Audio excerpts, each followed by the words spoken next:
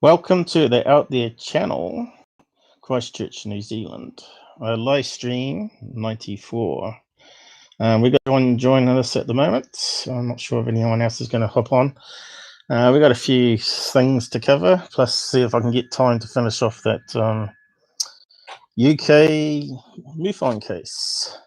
So I'm just going to cue the intro music and be with you in a minute.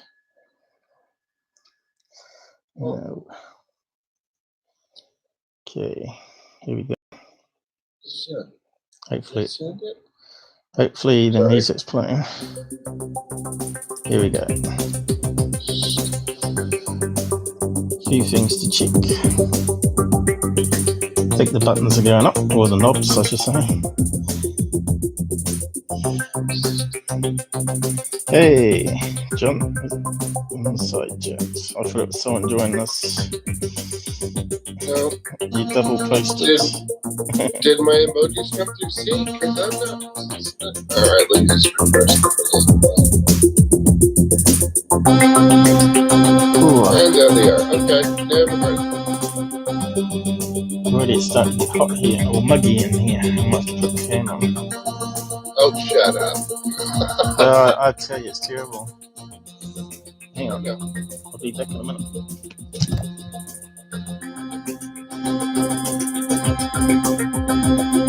Mad kids would be Paul.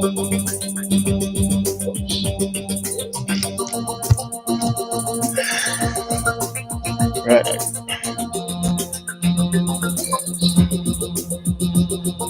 Seems quiet. Can you hear me all right? Yep. Okay, good.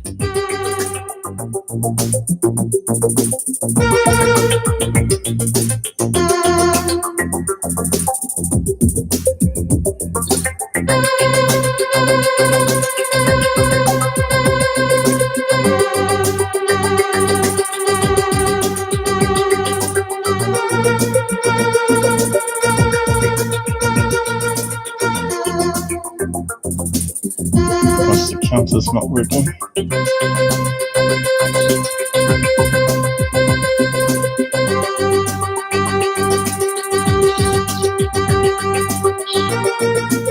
Hello. Hello. Good to be back. Good to be back. Hello. Haven't played that for a while. So, just switch to desktop. Here we go. Okay, who's joining us? No one. Yeah. I'm there. Yeah. Right. Well, it is late at night in California, or East Coast, I guess. For Wednesday, unless you're a night person, you know, work morning and have nights off. I don't know. Evening shift, maybe. So yeah, so a few things to cover. Just want to talk more about calculations for the Utah drone footage that we quickly skimmed over last time and said it looked like a Falcon banking heading towards the drone. At the moment, there's a couple of opinions on it, that it's CGI because it's a movie company. They wanted to get exposure on TV through the UFO, or it's a bird, but trying to do the calculations and stuff to work out the distance. It's a wee bit tricky because we're dealing with a 2D image, and you can sort of work out stuff which I'll go over with mathematics. And yeah, and my TV is sliding off the bed. Hang on, it's on an angle. I need a sock underneath it. I tell you, this mattress on here is bad. Hang on, I need to adjust my mattress, I think.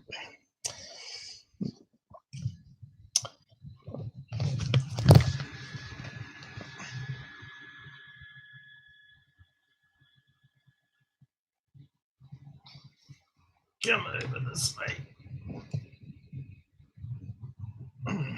That's heavy.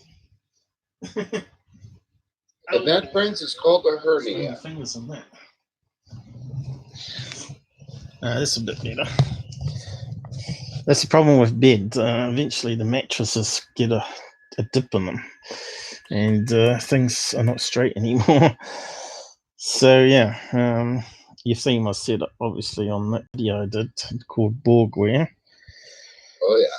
So I did this video. As you know, we got the blood moon, and the biggest moon ever, especially for New Zealand. I tell you what, it looked like a sun rising last night, so I had to go and get my camera out. So here we got on the screen here a video, a couple of photographs I took, zoomed in, and sort of enhanced a wee bit. And you can see how crappy smartphones are. But you can see here, almost looks like a sun because it's got looks like flames around the outside. I think that's just the atmosphere causing flickering around the edge of the moon since it was so bright. But yeah, we'll use it as an experiment. John was picking up all the flaws in my filming technique. Sorry. So we'll go over it and we'll go through all the camera artifacts on it. So hopefully the sound works as well. It plays some music for my friend, which is pretty cool.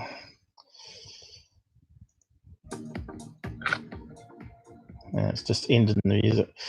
So this is soon using the software, 2 photographs.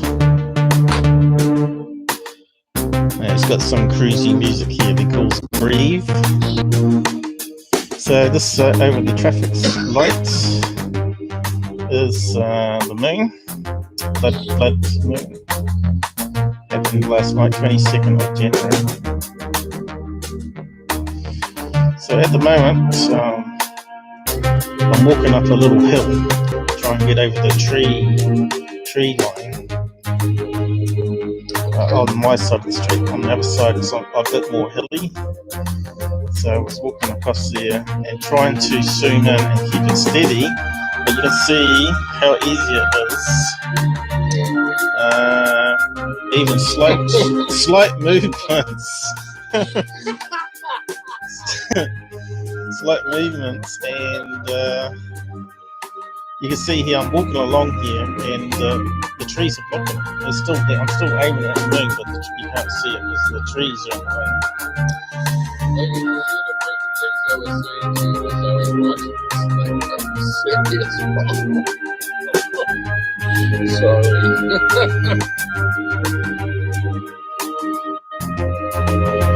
So yeah, sort of trying to keep it steady while I'm walking without tripping over something, in the pitch black. But, that's a pretty steady shot there at the moment.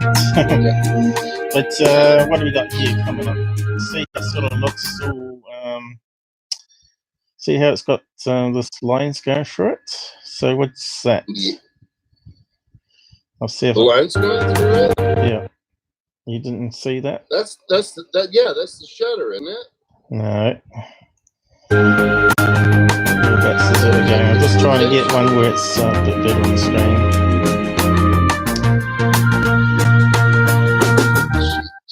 I see it. You can't see it until it's zoomed in by the software on video editing. From far away it looks okay.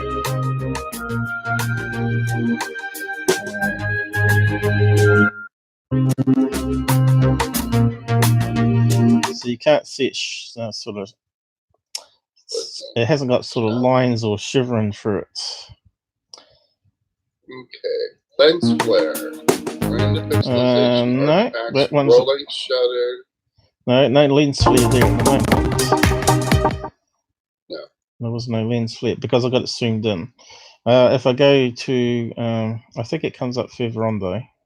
We'll just go through it though. Okay. That there is a street lamp on the side here.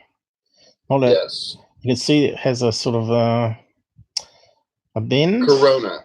Yeah. I'll lug you. So,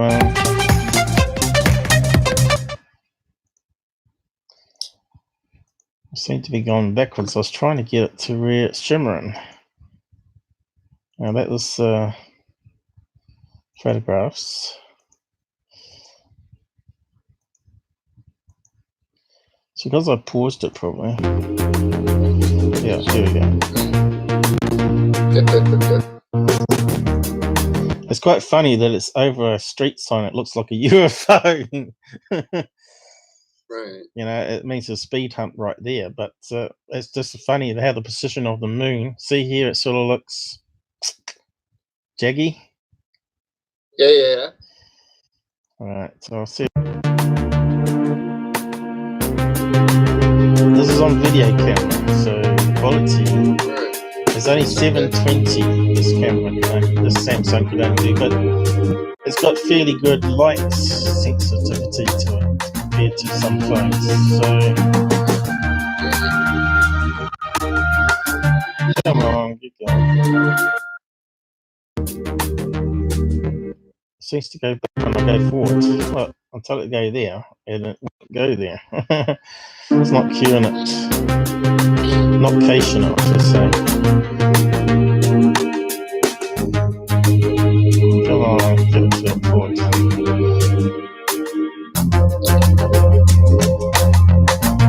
We'll get rid of music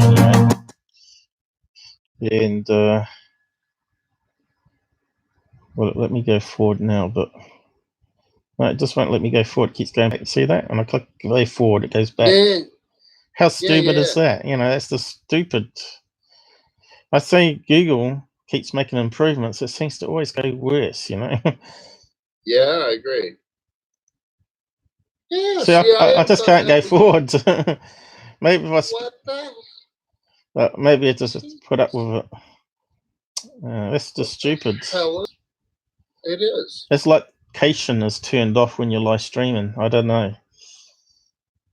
See, I've been back here so many times when I've been trying to be going forward up to the end here.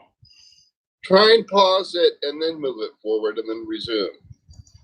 Okay. So we want to go up to where it's soon bigger. It was here somewhere, was it? It's still going backwards. It is. It's screwed up, isn't it? Maybe if I reload it. Oh, hang on, let me reload it. Oh, look, Okay. if the men in back weren't tampering with my system, we'd be okay. Okay, I think Men in Black worked for Google actually. Well, they've been infiltrated. Okay, now I've lost my spot, you see. So, whereabouts was I? I forgot to look how many minutes it was. About here somewhere, wasn't it? Mm-hmm. It's still not. Oh, here we go. Oh, that was the photograph. I want to go forward still. So we're back to where we started. Come on, keep going.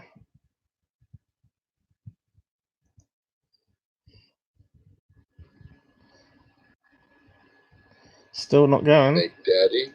Still won't go. No. See, it's going backwards every time. Every time I click to go forward, it goes backwards. I have never seen that before, Paul. I don't know. I just understand. It's almost like Outlier channel, give him the worst settings possible at Google, because he keeps exposing security. Because he's their cash cow. Jeez. Now look, we're back to. I'm sure I went past it before. Has it gone forward now? No. Come on, go forward, please. Please. No, it just won't go. Nope. It sure won't. I want to get a shotgun and shoot. It's frustrating, man, when you have these silly problems. Well, so much for that. Gee. Come on. I want to get to the video demonstrate. Oh, this is going stuck at the same part for some reason. Maybe I'll just have to just put up with the slowness. Hang on, we'll just go through it slow. The CPU is at 93% at the moment. So here we got some motion blur happening. You see here we get double images. Yes. double images. We're talking about micro movements here of the camera, even though you're sort of trying to keep it still. Right. So here, that's a classic case of rolling shutter, because you're getting like an image that's sort of stretched. But what's also rolling shutter is the lines that we're getting, because it's not interlaced. We know it's on an MP4 on a smartphone, and it doesn't have interlacing. Normally you get these little black lines going through that looks like interlacing. See that? Yeah. So that's rolling shutter. You can see rolling shutter is so many pixels, and because we're doing it landscape, it's left to right in portrait, but when you got it on landscape, it's top to bottom. And you Interesting. So as you're wobbling, it scanned that part of the moon in, but you've wobbled slightly this direction, and rolling shutter has got to scan the next part, and it's moved, you see. So now we're getting a block. Right. We're getting a block. So that's what rolling shutter is. So it standing out more here because we're filming a static image, but we're moving. But if it was a fast moving image, like a fly or a moth that flew in front of the camera, it'd be a streak. It'd be like a streak with repeating segments, a bit like this, but the other way around, because a lot of people film it in portrait. So if it was going to fly go in this direction, we'd expect it to see these little bits happening where the rolling shutter is. So you got to think of it like flatbed scanner. So let's just keep on going. It becomes more pronounced as we go on, and especially if I zoom in. I was just going to stop it there because that's a good one then. But you also flatbed scanner is a good example. But where it's sort of fuzzy as well, that's motion blur because it was moving so fast. But yeah, I'm walking up this hill at the moment, and it's quite a fierce, like 30-degree slope. So it's very hard to keep it focused while you're looking where you're going, because it's a park over the roads. Because it's a bit higher up, I was going to get a better advantage through the trees. And there was only a small gap where the houses went too high and the trees. Really, I wanted a climb up a children's, castle, whatever they have in the parks. Right. And then film it from there, but probably get told off, or fall down or hurt myself or something like that. So here you're getting lots of double images. That's because the phone is crap, and it can only process and encode the video so far to the SD card. So so the frame rate is pretty low, 30 frames a second, and that's what you get. You're getting all this smudgy, blurry noise happening. But you can definitely see the rolling shutter there. It's really bad. Yeah, it is. And that's what you get with cheap phones. Slower processing speed, more rolling shutter happening. Oh, hang on. Who have we got on the side chat? I don't know. Who is it? I can't even read. Abhishek Roy. Who is speaking? Paul from Christchurch. This is the Out There channel. Dazzas, the cameraman, I'm not sure if he does lives or not, but he's got his own channel. I think he does lives. Maybe not in the same way I do. So, yeah, as you know, the lunar eclipse happened between the 20th and 21st. And the next one is May 2021. So, if we're still around. But some people got better footage off the blood moon. But I thought this would be a good way to show you an example of all the motion blur. You can see here we got motion blur happening because we got rolling shutter and motion blur all in one there. And motion blur is where you get the fuzzy edges, like that it can't process it fast enough. So there's your rolling shutter effect, the little blocks that you're getting like a flatbed scanner. So it looks pretty crappy. So normally you have it locked off on a tripod to get the best image. A bit like what camera Dazzas did. So we'll just have a quick look at his footage in a minute. But yeah, I was just trying to find the lens flare that you're talking about. So if I go back to the beginning, I could have sworn I saw it coming off the street light. yep, you can. I'll probably speak in here. We only got 2 times zoom on it. And So it looks pretty slow good down. there. There's too many damn trees around them.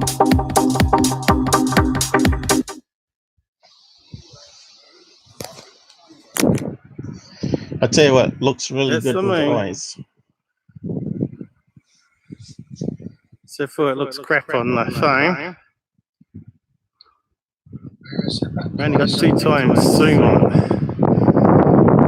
Very And windy slow tonight. down. There's too many damn trees around them.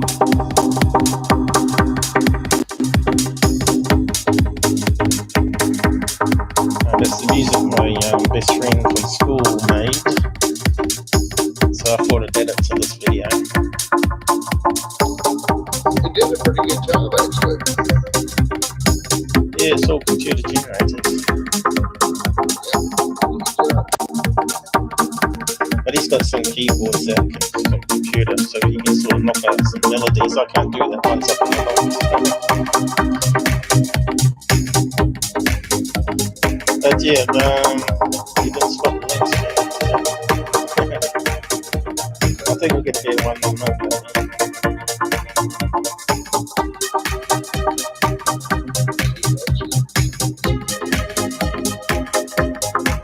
Pardon? So this is a street lamp, you can see the end. A bit like that front one we were looking at last year on the big one case. See that? Yeah, there it is. There's our UFO. And it's from this lamp up here. Not from the lamp, it's the lamp. It sort of darts around to the beat of the music, actually.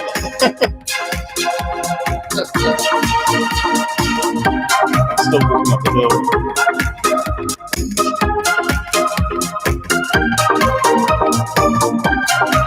There it is. Yeah, so yeah, it's pretty good. Good example of all the crappiness that smartphones have. So that's not a really high-end Samsung. That's one you can buy off the shelf. So camera, the Dazzas did a better one. So we'll go to his video. Looks like he left it running overnight while he slept. So the moon comes up here. I'll just mute it. He's got some music on it. So this is using a proper camera, a Nikon, I think he said, was it? Nikon P900. I think they do up to 1/8,000 frames a second, don't they? But if you have a look at this one, this has got some camera artifacts in it too. We can see a little ship going across, and eventually you see the crane, which is pretty cool. I'll look it up.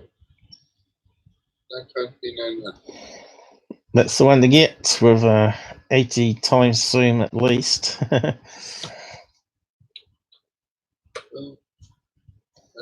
is stuff to me.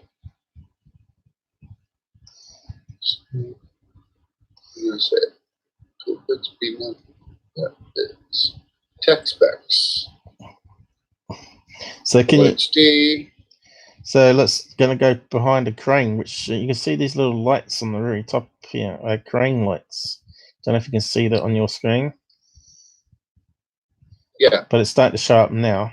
There's a couple of lights on the crane. Going this way. But what's wrong with that moon? Doesn't look like a round shape, does it? So what artifact are we getting there on his camera? See this? That almost looks like the. It looks like it looks like an oxygen, or what's a 10-sided shutter I think it's octagon. I- One, two. The deck is something. I think it might be. So I think it's 8. But you can see the shape of the iris. Because he hasn't got an octagon. Yeah, it hasn't got the focal point set just right, I don't think. And so it's what we're seeing is this shutter is a octagon shape. If you type in P1 P90 iris shape, it'll tell us. It might be 10 blades, or it's like a moon raker. So that's the artifact I saw in his. Even though it looks a lot better footage, you can actually tell it's a moon because you can see some craters. But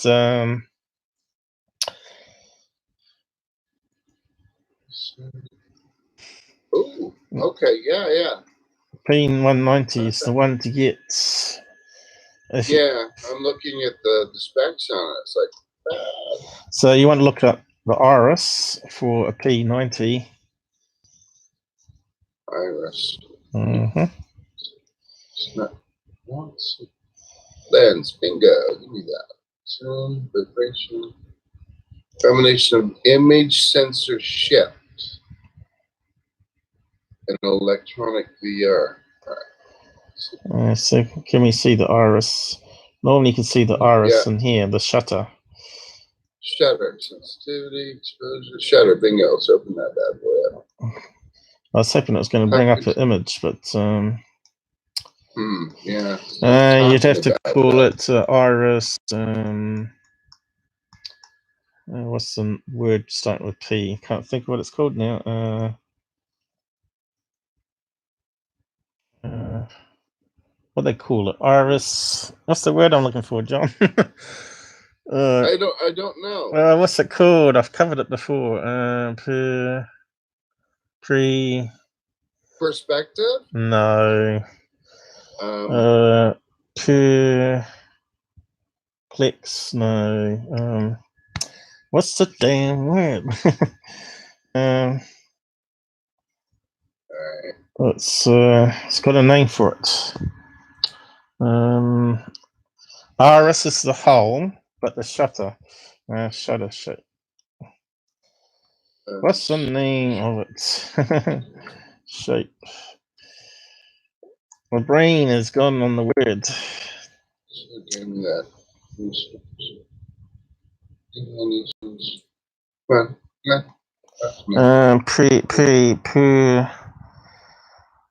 I'm trying to work around it here.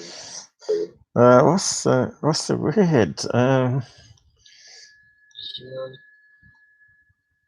Just show us on here. Someone out there will know the word I'm trying to think of. Yep. You have to type it in there so it won't come up. Optics. It's crazy how I can't get an image of it. Should be able to get it with iris. Shutter shape. Maybe if I put an iris only here, camera iris. But that means I won't be. Corners or. Let me just find out what the word is. Sorry. Let me just find out what the word is, what I'm looking for. Okay. Here's the iris. Now we've got 1, 2, 3, 4, 5, 6 bladed one there, but I was trying to find out what the word is I'm looking for. See, here's all the other ones here.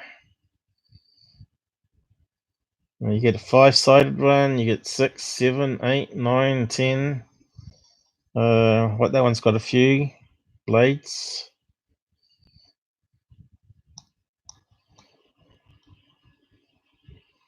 But I still haven't found that word I'm looking for. Sorry, I can't help you. I don't know.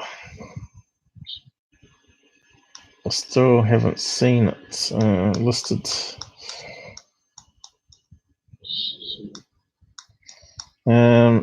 Aperture, is it? Aperture, Iris Aperture.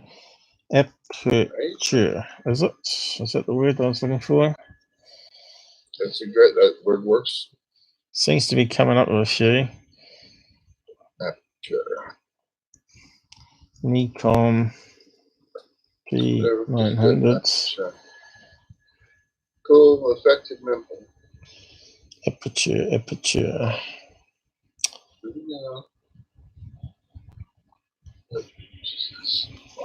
I want to know what the shape is on this particular camera. Here we go. You might be able to see it on an image. Imaging resource. No. Can we see the aperture on it? The iris.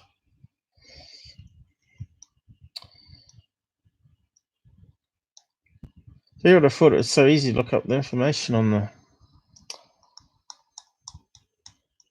camera?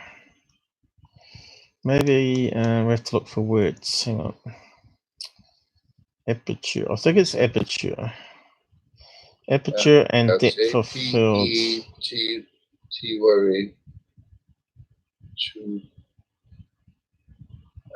Per. Right, sure. Yeah.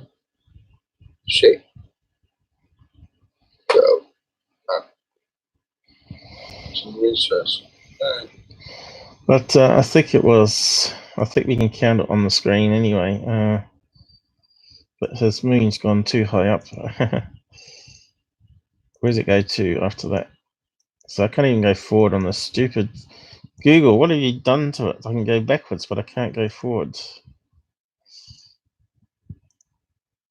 So can we count how many blades it's got? 1, 2, 3, 4, 5, 6, 7, 8, 9, 10. So that's a deca. That's a 10-sided. Aperture blades. It's a decadahedron. A decadahedron. Shutter blades. Should be able to find out how many it's got. Should be 10. If I've counted it right. Blades. Well, I'm just saying that's the artifact we're getting on the image there. Okay, aperture range 6 blade, it reckons. I look like more than 6 in that video. How can it be more than? How can it be 6? 1, 2. Looks like 1, 2 there, 2 there. Definitely looks more than 6 there. P90. So there you go. They're talking about it being electrically controlled 6-blade Iris diaphragm. Diaphragm.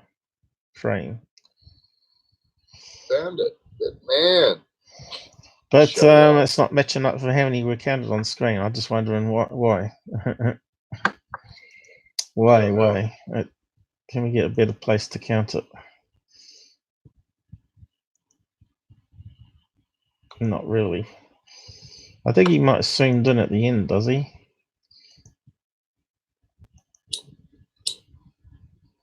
No, it just won't go there.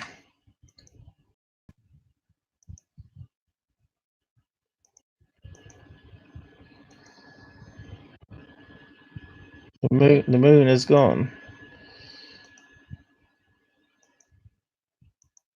Uh-oh. North Korea must have blown it up. Son of a god.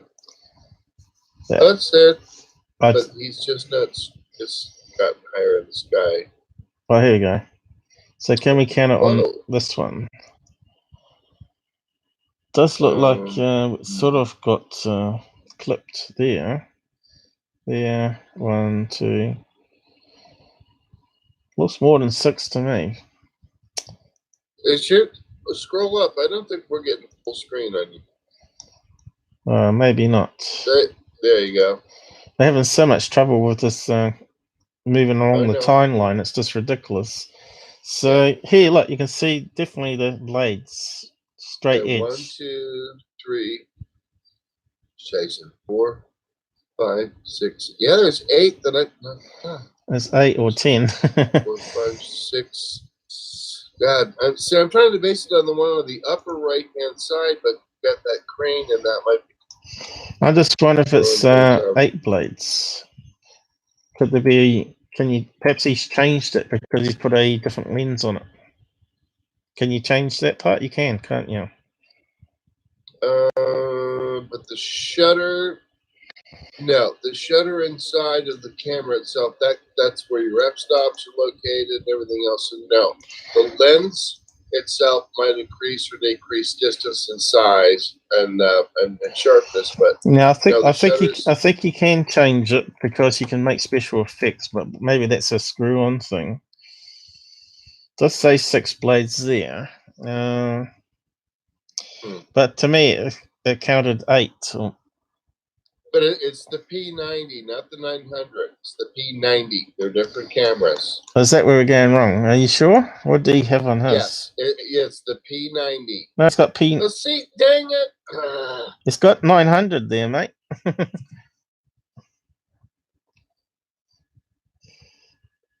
He's using a P900, so yeah, I don't know. He might have changed it, but that's what I'm saying anyway. You can see the artifact there. So regardless of what we're trying to find, right. 6 or 8 blades, who knows? But yeah, does look like 1, 2, 3, 4. Looks like 4 each side to me on that image. Don't make. Then top, bottom, 9, 10. There's a little project for people out there that's got P900s. Perhaps you can tell us. But anyway, enough of that one. But that's what I'm just trying to point out, is that camera artifact anyway. Hey, One Life Man. Good news. Did you find the best evidence of UFO aliens? Don't know about the best evidence. The best cases are sort of locked away in MUFON's vault, unfortunately. They basically, when they got abduction cases, they keep them forever open. They don't ever close them off, so it doesn't end up in the database, public database, from what I can understand, because they can't close it. So once they take over a case, I think it's not searchable anymore, you know. So unless it's got some old cache information, I think UFO stalker caches it. But yeah, so on to the next bit. So this Utah one. Yeah. Now, there's been a few videos come out today. It's like forever ongoing. But this guy here did a fairly good analysis on it, but he doesn't talk about roll and shutter problems and motion blur. And I think he estimates where the bird is in the wrong place. He tries to work out all the parallax that happens and place it on trees. But I think he might be right now, because I've done some calculations myself. So he reckons the bird is showing up just behind that tree, I think it is. It appears and then comes around. Hang on, we'll just play it anyway.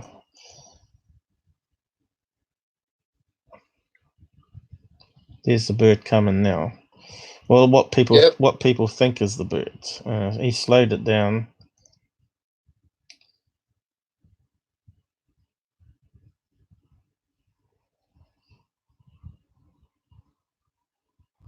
So what we got is we got a slow motion with the drone footage going towards the object anyway, which causes a parallax motion to occur where things look like they're moving faster than they actually are.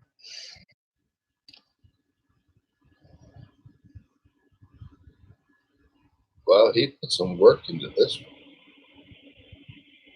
Yeah, but I can't see it on that screen myself.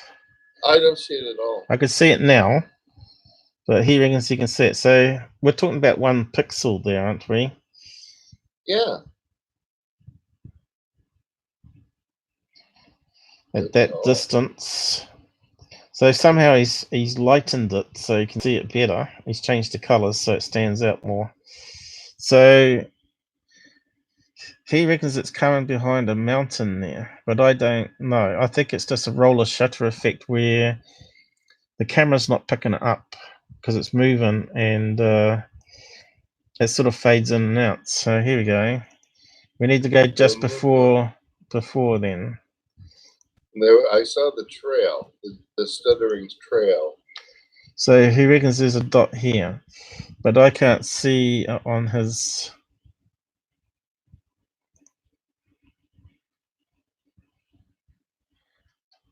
Maybe it's not on the screen yet. Hang on, let's see.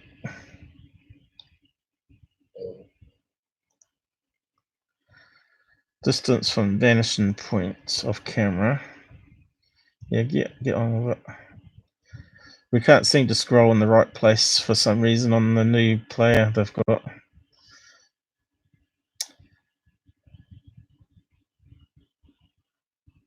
Wow, jeez.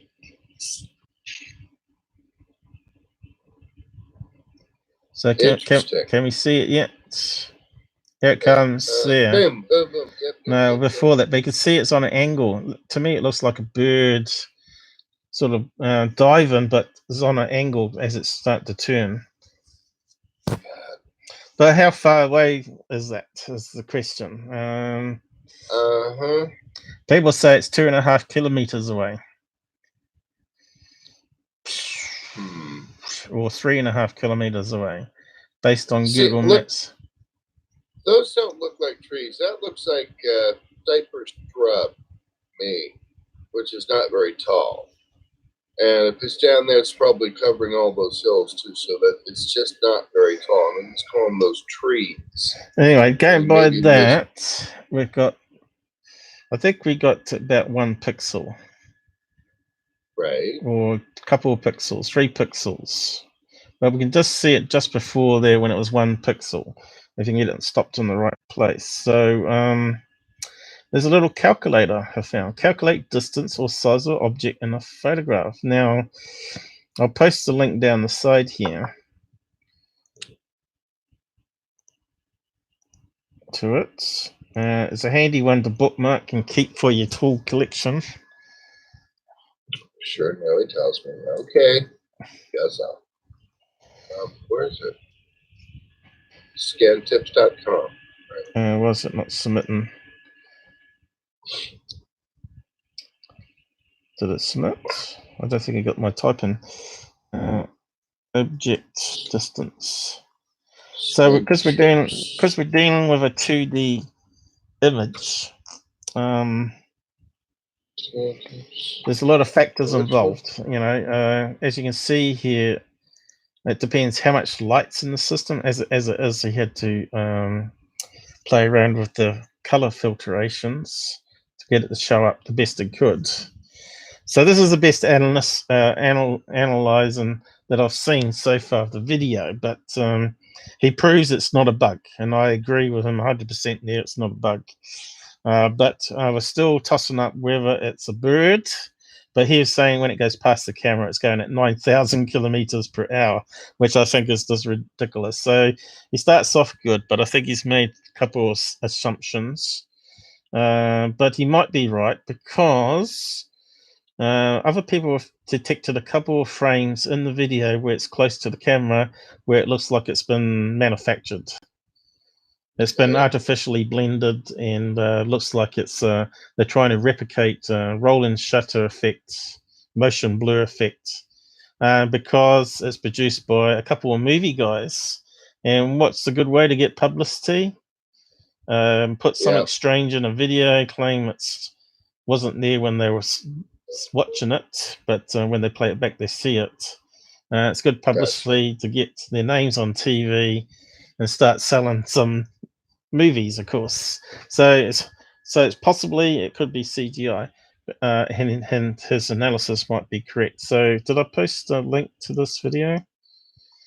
Actually, would you do me a favor before that? Go back to that calculate distance thing and put that link in the side chat, please. It's in the side chat. The distance is there, and the video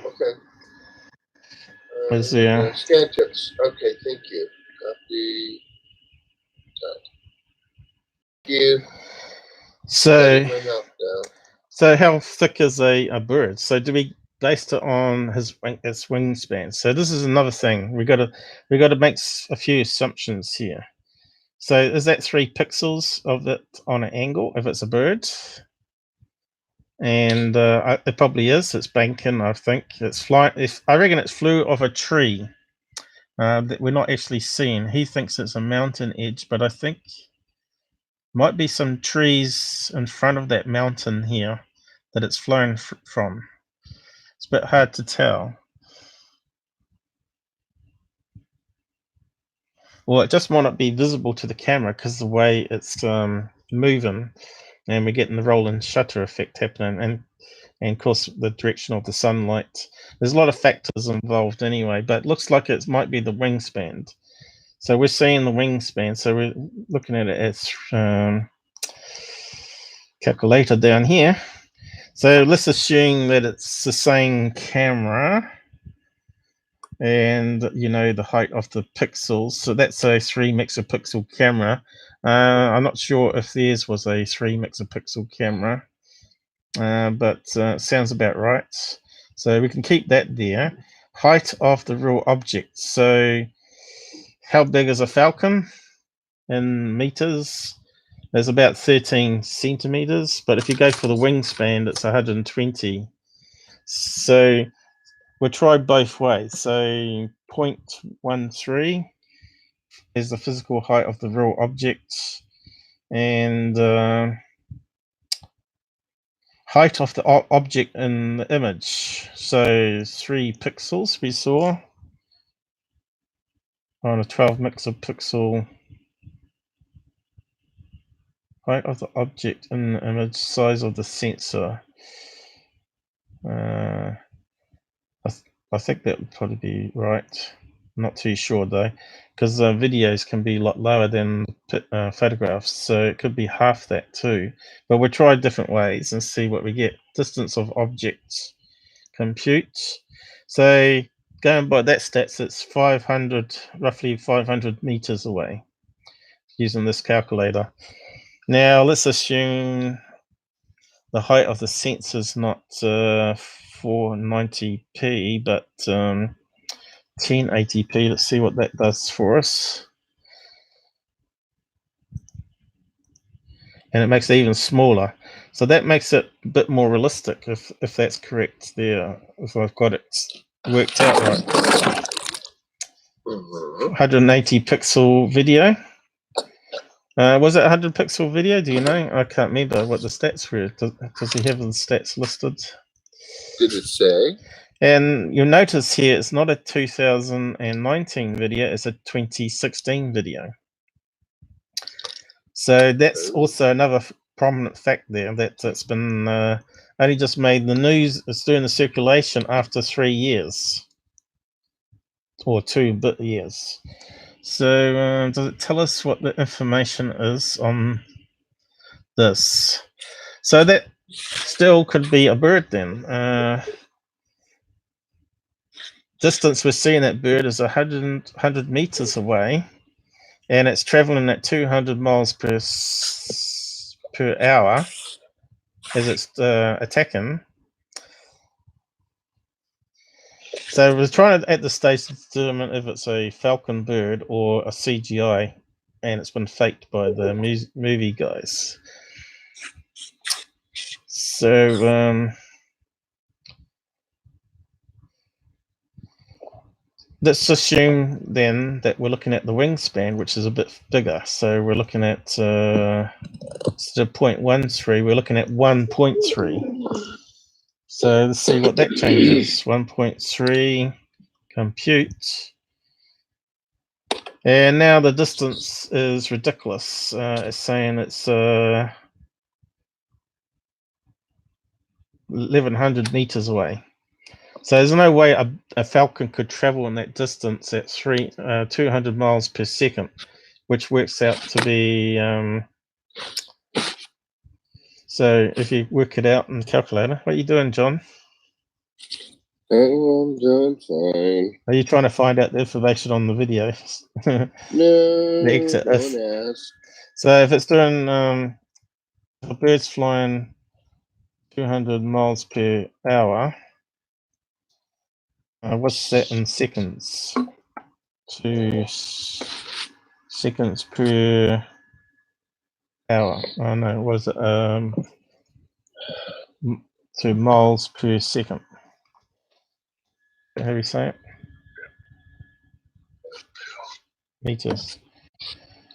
Meters per second. So it can do only 100 meters per second, and if this information is right, there's no way the bird could do it. If it's 1100 and we only see the bird on the image, on the video, for 2 seconds, that means it can only go 200 meters in that time that it's filming. So there's no way it could do 1,000, but as you can see here, it all depends on what values you got. So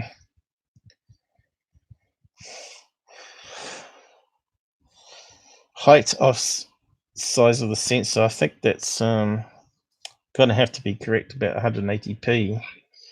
But where can we find out?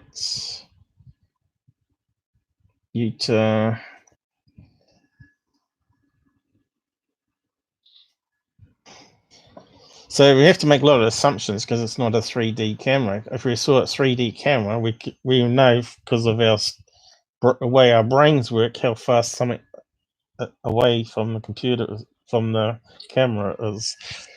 So UAP Drone, better bunch. Unfortunately, I don't think these guys have updated it. We need some people with good math skills and geometry to overlay it on Google Maps like they usually do on this site, so we can sort of put it to rest for good, whether it's CGI or... Well, I'll post a link to it anyway, but I was trying to find out the camera is definitely 1080p because it says there.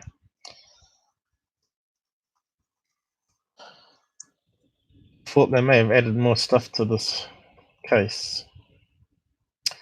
I know people get sick of hearing it, but everyone's saying it's UFO still. And I want to get satisfaction that it's not, because it doesn't fit in with my other drone footage I've seen that have been bugs and birds. So What's up with that? does it tell us how many frames a second it is? I think it's 60. Looking. Video frame rate. Keep pushing. Go to the right. Go. We need to see. It says video frame rate 59.94. Oh, here. Or is no? There's a 24 video frame rate. Because I'm not seeing that. Okay, frame rate is 1, 2, 3. Does it say frame rate? I'm not seeing it. Yeah, 7. It's on the 7th line, right where your cursor is. Go up just 1. It's right there. It says bit depth 24, video frame rate 59.94, and then it repeats the GPS coordinates. Does that sound like it might be it? What's the frame rate? Oh, right, 60 frames a second. 60 frames a second. Yeah, 59.94. So yeah, 60 frames per second. So it's not very good. So it's about to see that image without the motion blur, and shutter speed would need to have like 1/1000 minimum, and that still might not be good enough. So I think the P90 does 1/8000, but I'm not too sure on that. I'd have to check. But yeah, I think we've got enough information off there, haven't we?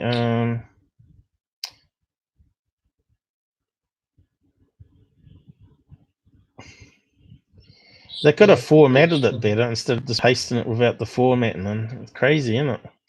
Would have made it so much easier to read what it is. GPS coordinates error, minus error. So let's plug that into the map then. What's going on here? I don't think it's going to work in Google though, is it? Clear up thing. Come on.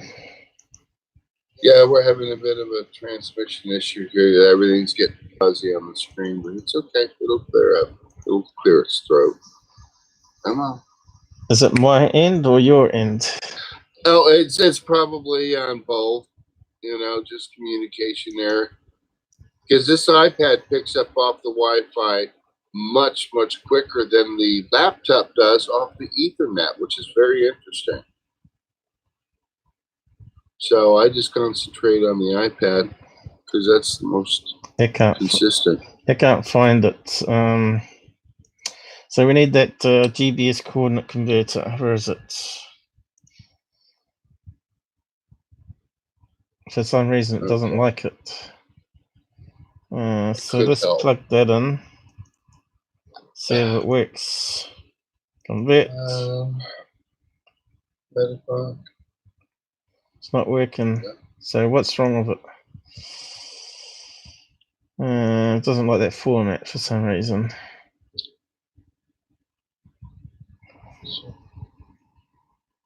All right. What's wrong with it?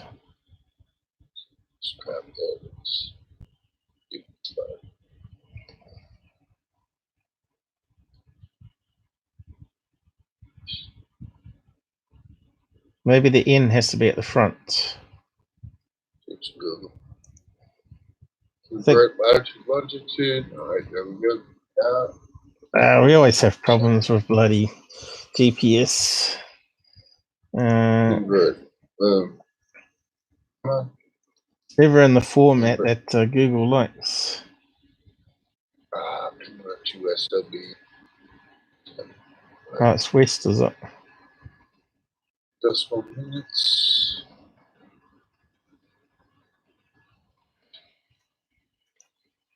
No, doesn't like it. No, it does not. You are correct. Well, maybe it has to have the circle thing, but how do you get the little circle rather than degrees? Oh, I see where you are. Hello. I think you're watching YouTube instead of your Discord screen. So you're going to be 30 minutes behind. Oh, here we go. They like that once I got rid of the degree. Where is it? That looks like the right place. So you had to get rid of the word degree. That looks like the place. That's where the was. And I think we can't rotate it around like we can on Google Earth though. So we're stuck with another problem.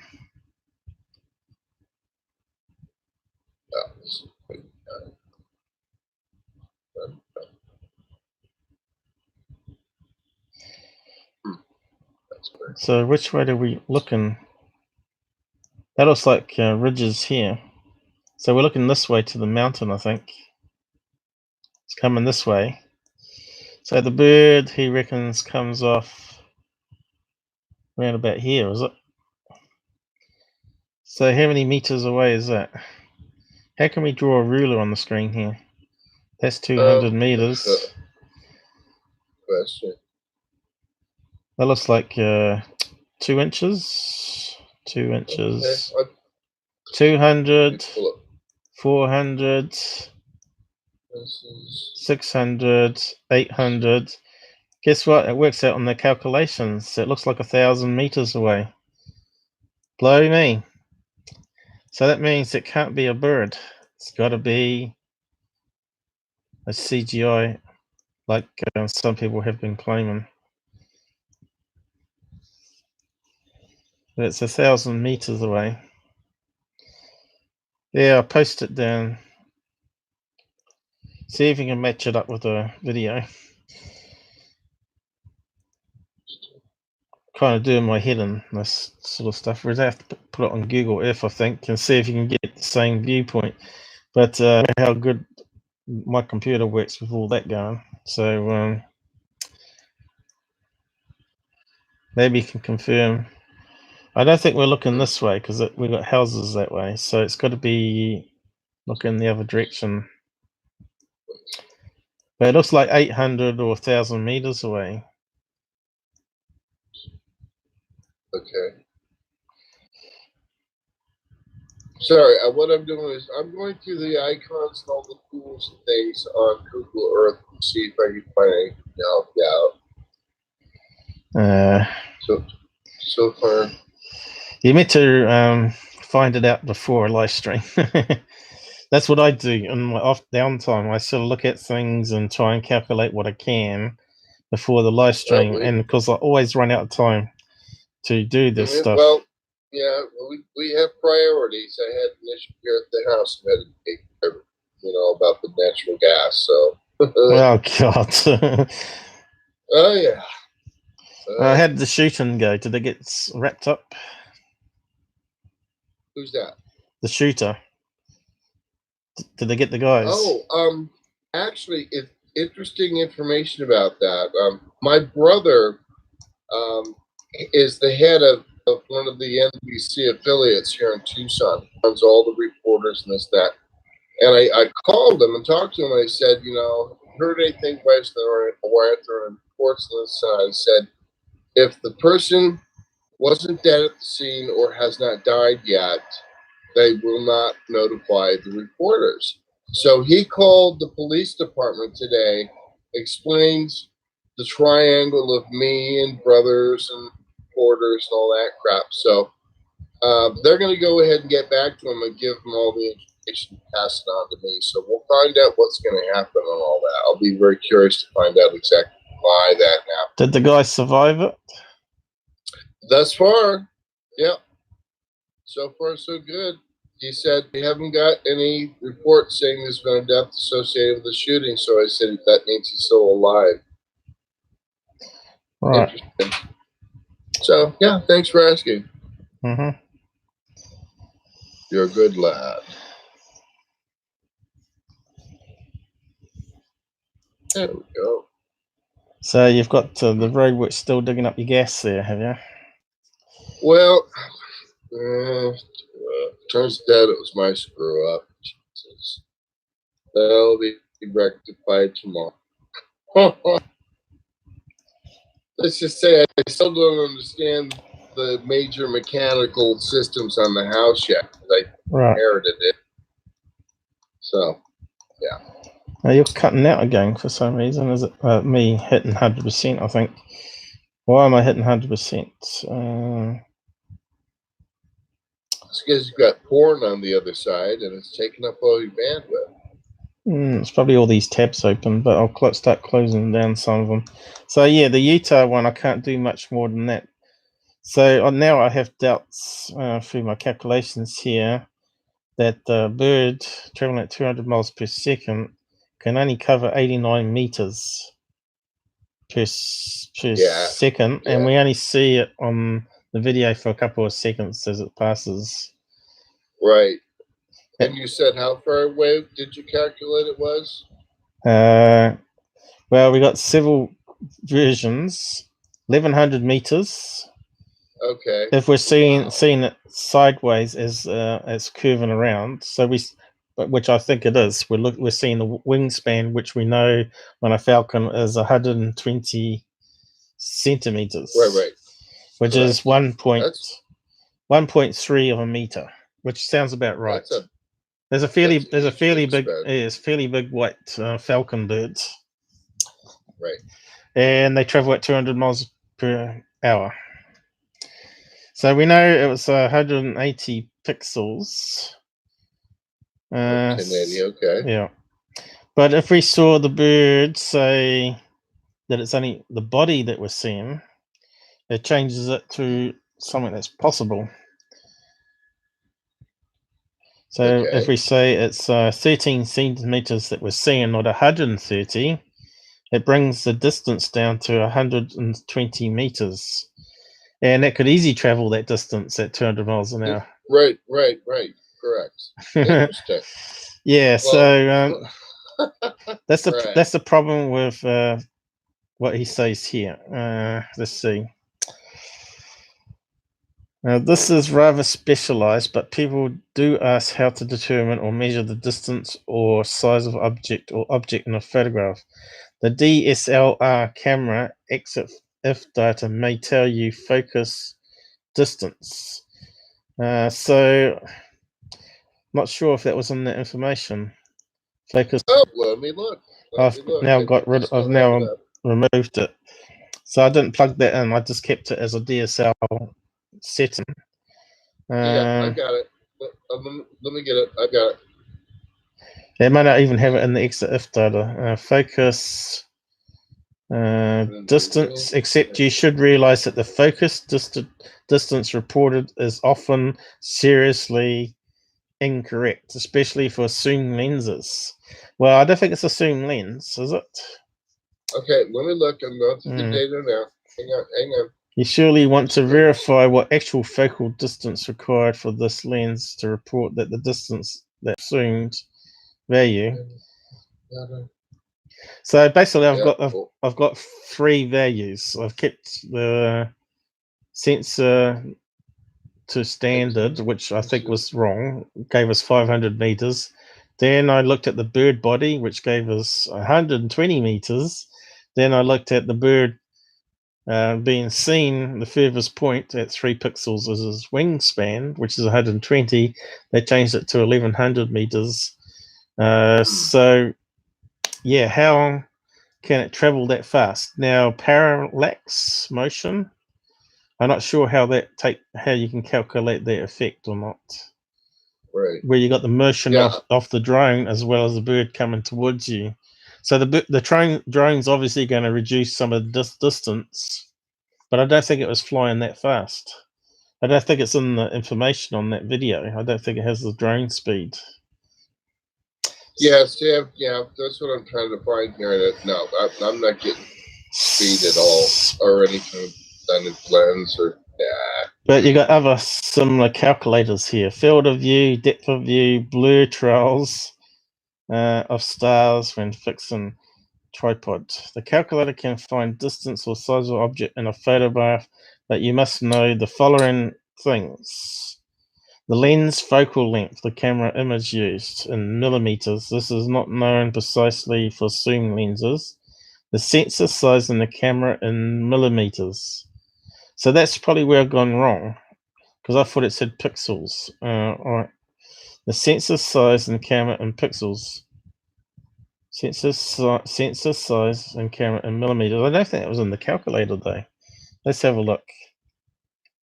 Oh yeah, it has. Sensor size 24 millimeters. So I don't know if we know that information. Find distance to object. Use height. Find 24. Okay. Crop factor. And focal length, they got 60 millimeters. So yeah, unless you know those for sure. Okay. 6.9 and 2.3 camera. HD camcorder. Bit depth 24, video frame rate 59.94. I keep coming back to that same thing. Bit depth 24. I don't think that's on the screen here though. We need to know sensor size, crop factor, and focal length. Sensor size.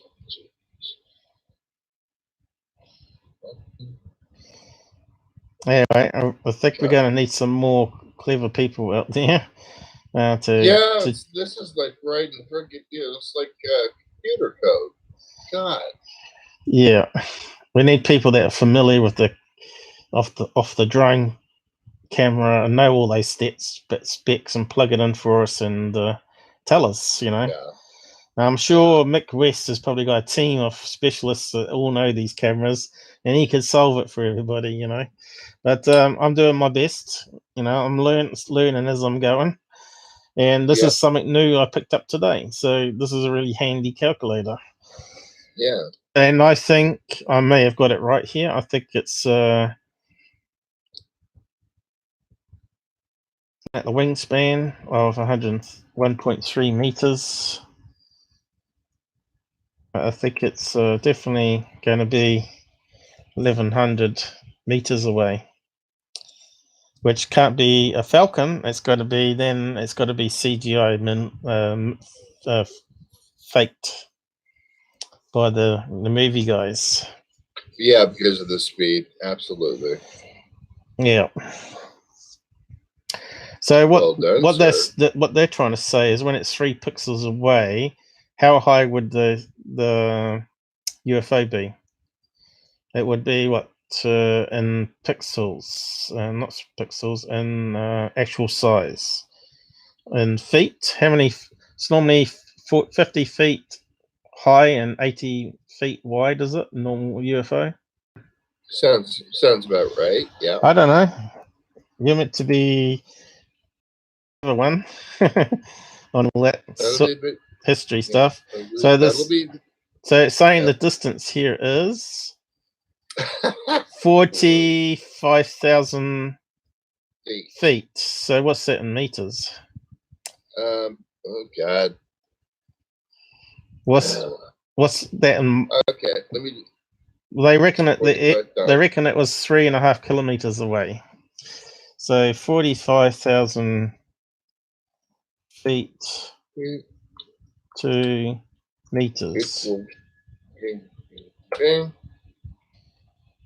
That's 8.5 miles. 14,000 meters, which is 14 kilometers away. So that doesn't. Yep. So that can't be true. It can't be a normal UFO then. So this. Yes, you're correct. So this, unless we've got the focal length wrong. So what can the focal length be then? Well, maybe we can find out. What's the focal length of a drone camera? So there's no way it's 14 kilometers away, or that's how many miles would that be? That would be like 10 miles away. So it's 8.5. No, 8.5. 8.5. Focal length of drone Excuse me. Camera. Well, I'd say most drone cameras are pretty much the same. Focal length. We've got a page here.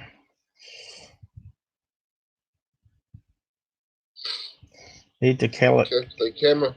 Oh, need to calculate camera values. A1 inch sensor. So they're saying it's 24 millimeters. Where have I heard 24 before? From me. Lens has a focal length of 8.8. Yep. So maybe we can plug that into the calculator. So change that to 8.8. Was it? Calculate. 8.8. Does that make it? Yeah. Hey, that brings it right down. 6,000 6,600 feet. We'll hit the calculator. That changes it quite a lot, but we don't know the sensor size and height. Calculate. That's 2,011 meters. 2 kilometers. Guess what? It fits. Over a mile, or 1.25 miles. So that kind of fits. It's more realistic. That kind of fits, but it's not. It's not 2.5. I think some said it was 2.5 kilometers away. Well, if it's 2,000 meters, it's 2 kilometers away. So that would fit a UFO. Yep, 2 kilometers. Right. Yep. But that doesn't mean they didn't calculate it out themselves and make it the right pixels away in the CGI fakery. Because look, the experts say they did a fairly good job in faking it, and the person that brought that out today was Paranormal. What's his name? Para Breakdown. So I was hoping this was going to debunk it, but instead it looks like So let's go back to the bird then. If we type in using those values, height of the object 3 pixels, height of real object, if we said it was 128. Oh, hang on. 1.3, I mean, meters. Calculate.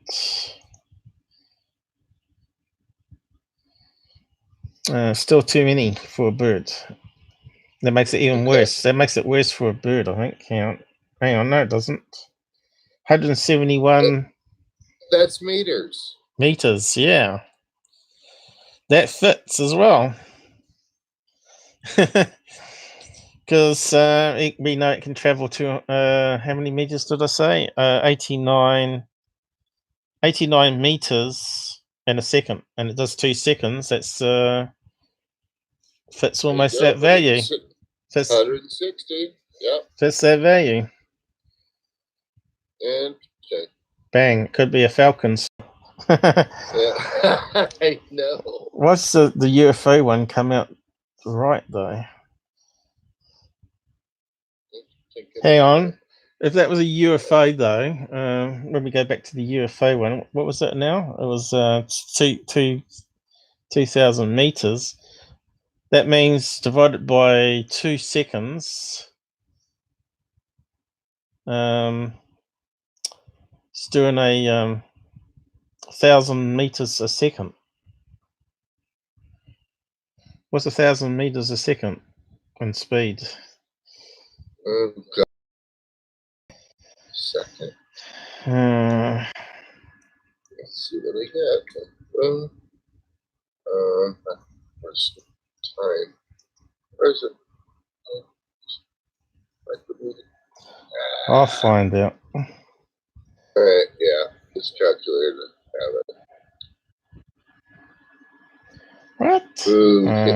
Boo, boo, boo. Oh, I got it wrong here. 1,000 meters per second. Miles per hour. It's doing, if it's a UFO, it's 1 that's 1 kilometer away. 1 kilometer away. No, it's doing 2,000 miles per hour. Does that sound right for a UFO? Sure does. So you see, it still could be a bird. It could still be a UFO. So yeah, but so it hasn't concluded it for us. So what else are we missing? What else are we missing? To me, it looks like a small object close to the camera, though. So well, see, that's why I kept saying that looks like a bee when it gets right here. Up It is. Bang, bang, bang, bang. So the van could stop it where you want it. Yeah. And look, it doesn't even scroll back to where I wanted it. Stupid Google. Go forward, go forward, go forward. It won't go forward. I wonder if I'm going to have that same problem. No, you won't. They never used to have this problem. I don't know what they've done to it. So ever since they added this pop-out thing, it's never been as good. What's Lot 1 Life Man saying? What are you doing? We're trying to bust this Utah drone footage for once, but we're still down to, it could be a Falcon because it fits, and it could be CGI, and it could be a UFO because the speed matches up. But we need some other factors to eliminate stuff, and I reckon it looks too small to be a UFO. There it is there. So does that look like a Falcon? No. It does. Oh. It does too. It's got the triangle shape. We've got the wingtips coming out. Let's see if I grab an image of that and do some enhancements on it. That's interesting. Nice shot there. Doesn't look like a UFO to me. It looks more like either a CGI Oh. or a bird. I don't know what screen you're looking at.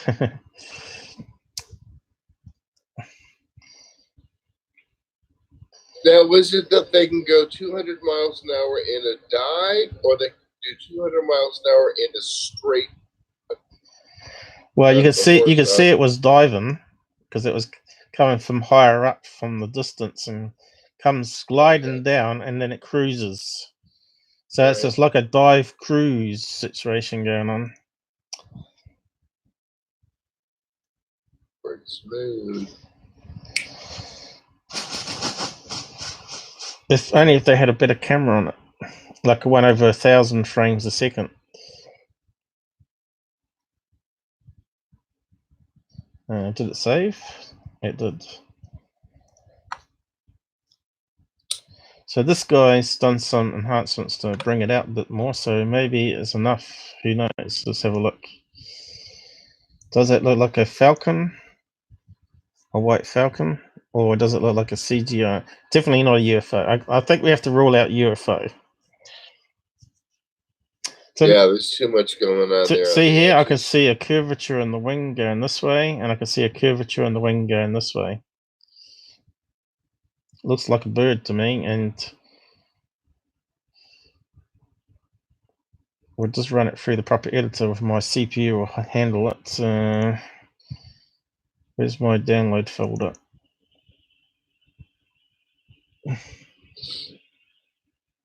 Looks like a soccer ball. What are you on about? So,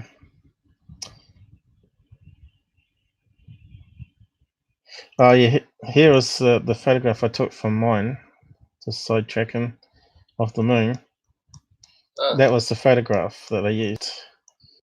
And you can see you got that shimmering going on here, but because it's not, it's got more pixels. We're not seeing the rolling shutter. We're seeing more of the pixels. There you go. A photo. That's why you always do a photo, and like I said, you can look it up if you want to. But this is the camera make. It's a good way to find out your camera make too if you don't know. Just run it through exit of with a photograph, and it will tell you what the make is. Pretty sneaky. Yeah, I forgot to show it before, but there you go. There's the Samsung, and it's a SMJ1111M. So you could look that up if you want to. I don't think he's got a copy value. It should be say that the video camera on it is 720 only, because that's all I could see in the settings. But yeah, that's getting sidetracked there. So yeah, I just wanted to prove to that I had metadata, because when you do a video, always take a photograph, and you get all the extra information that the video doesn't have. If you're doing a UFO recording. So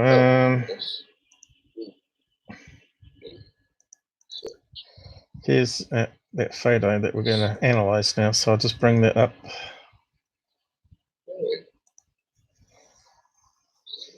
Anyway, that's the camera that turned on the tripod all by itself one night. The paranormal experience I had. So it still works. And guess what? I charged the battery up after that event, and it hasn't been flat. So I don't know how the phone turned on, and the battery was flat at that time. Okay, what do you want me to look for here? Well, if you wanted to check my camera out, you can type in that model number.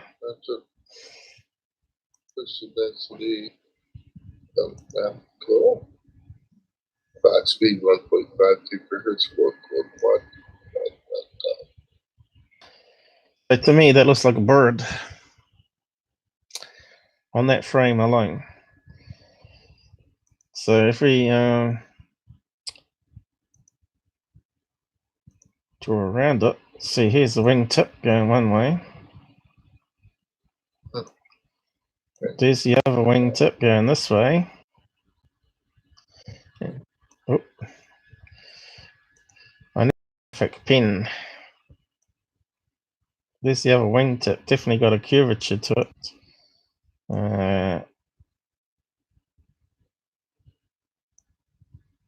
Definitely got some curvature going there. And looks like the head is there. And the rest of the body's there. To me, that looks like a Falcon again. So that's where we went wrong with the calculations. I said to UFO proof, yeah, I think it's 500 meters away, but now re-looking at it again with the right values, we've calculated it was only 200 meters away, was it?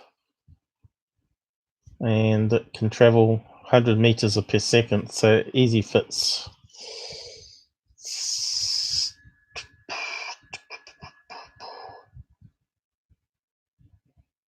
I should have done that on the new layer, actually.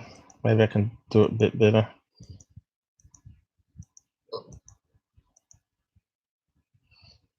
But let's enhance it, maybe bring out some more details.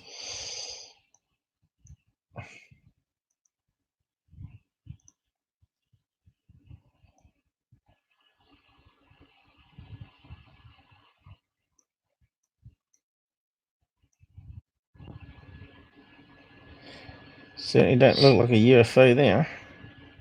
Hey, look at this. We're seeing some shape here. And up here too, which looks like a wing edge. See that? Wing edge, and the hawk head going this way.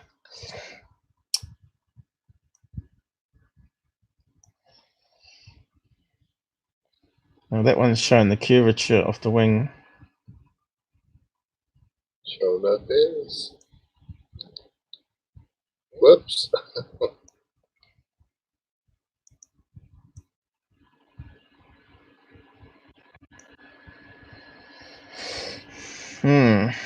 Just reset that again. And just try. Looks like a paramecium.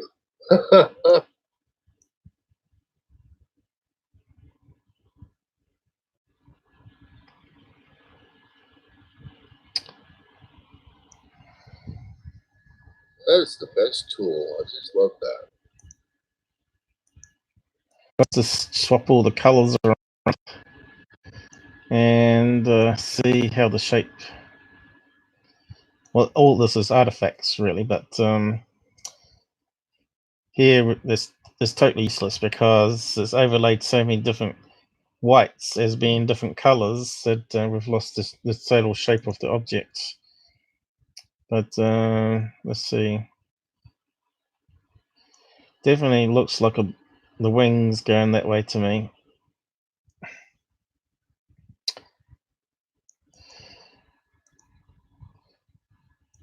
Whoa. Yeah, I'm still going back to my original then. I'm going back that it's a Falcon. I think that's pretty much the best we're going to get. But again, you can see we've got the wing bending around there. So if I do a layer,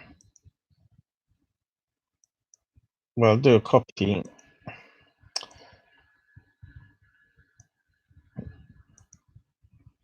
Oh, okay.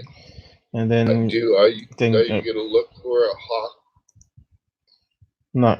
Photograph? Well, you could find one for us if you want on that angle. Sure. I'll look. Normally got Gerard. Gerard's normally typing frankly away and saying, "Ah, I got it." Yeah.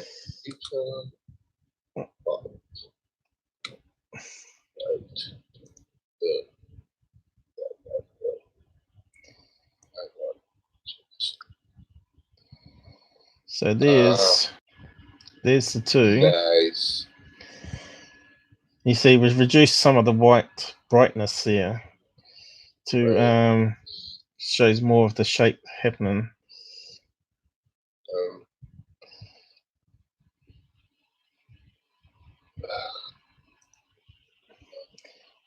But we'll just. Dang it. I'm trying to find the right angle. It's.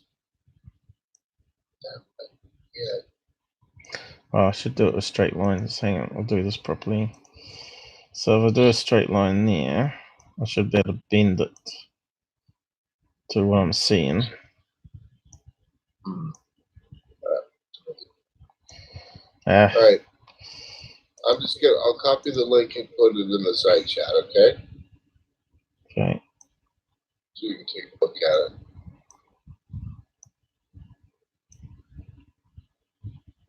Paste, hit, and put. Ta-da.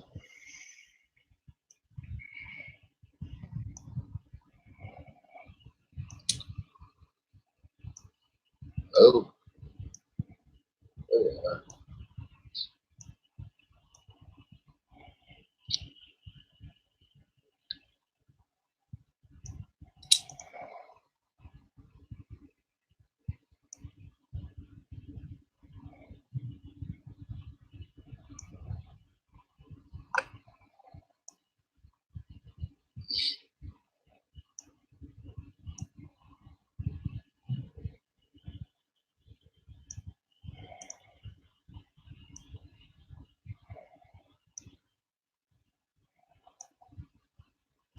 So I wonder where everybody is tonight then. I'm not sure. Sleeping? Do you mind if I refresh my coffee real quick? You can do that anytime. I'm not stopping you. Okay. Just try to be lucky.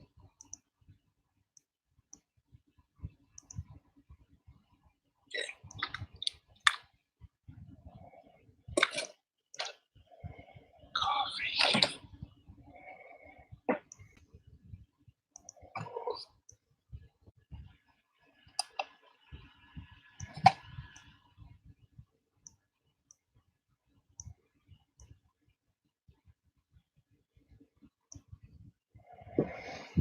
Oh, definitely looks like an eagle there. Looks like something going up the back here too. But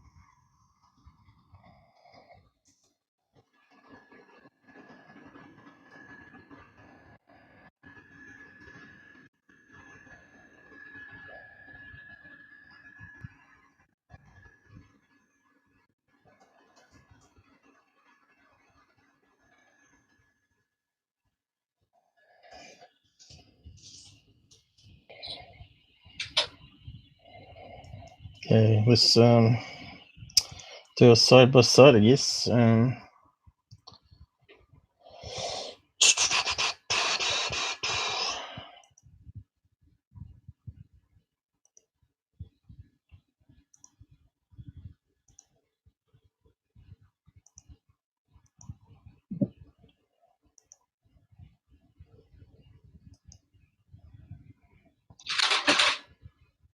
Sorry. Doesn't sound good. Okay. So you reckon we got the right image here? Oh, we just got any. I thought you're going to find the exact one on the list for us.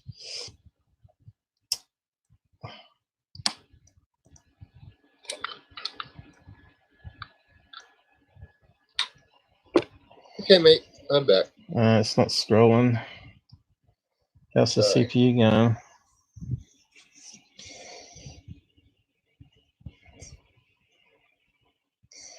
Yeah, after seeing the image there, I don't think it's been artificially generated. I think it's definitely looks like a Falcon gliding past. That's just before it disappears. So, and that calculator program said it was about 200 meters away, based on the size. So yeah, it just fits. But just try overlay. Looks like we scared off some people again. So I'm always doing that, scaring them off. I don't know. Can't seem to get the right angle that we're after though. Well, it can also be because a lot of people these days want a quick fix, and this is time consuming. So they don't get the quick fix, they bounce. Yeah. That one's close to it there.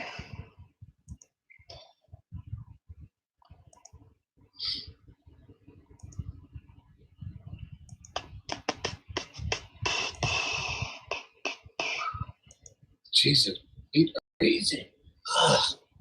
Me, I got 2 fans going. I know, isn't it?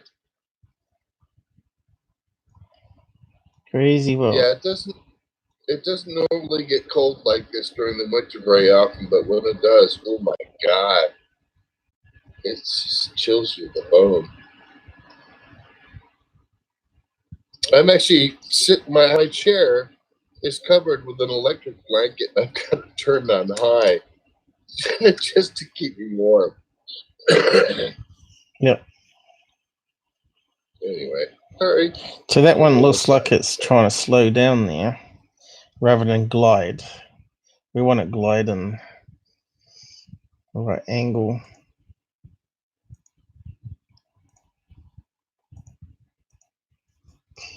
Gliding.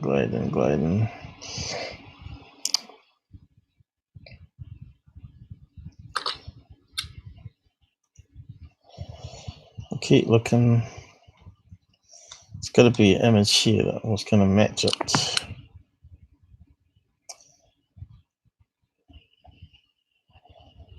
Oh, you got your camera on. That's daring. I do.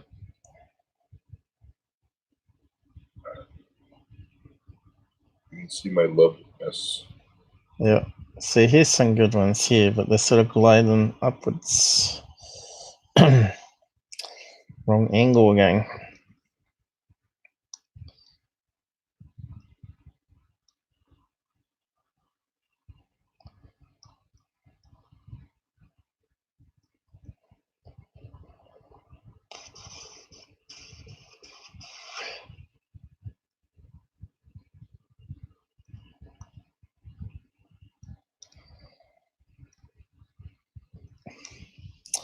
I don't think we're getting the image that we're really after, which is always the case. See, that one's obviously slowing down because it's got its tail bent down. These ones are probably too far away.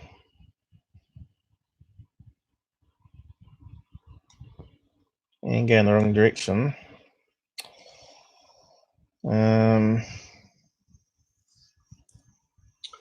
Ooh, that's beautiful. Nice day.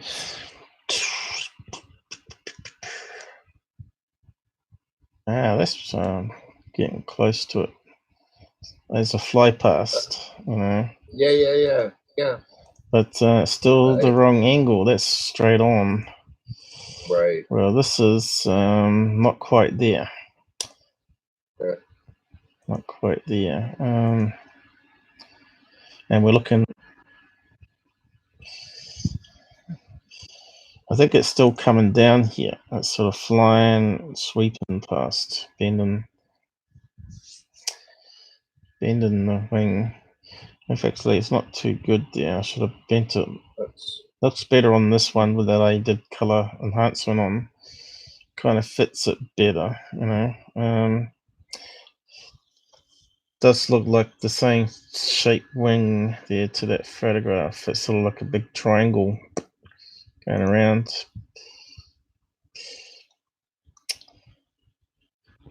Big triangle, you see. Big triangle wing, which sort of matches the, if it's flat out, sort of matches. Still think that's the head there though, and the triangle wings going either side. Well, if they did a CGI, they did a good one faking a bird, but I don't think they CGI'd it now. I think it's definitely the Falcon. The mathematics proves the distance and speed fits. So yeah. So here's a good one. Going, it's not to the right angle. Yeah. It's gliding on the downstroke. So maybe you need to type in some other keyword.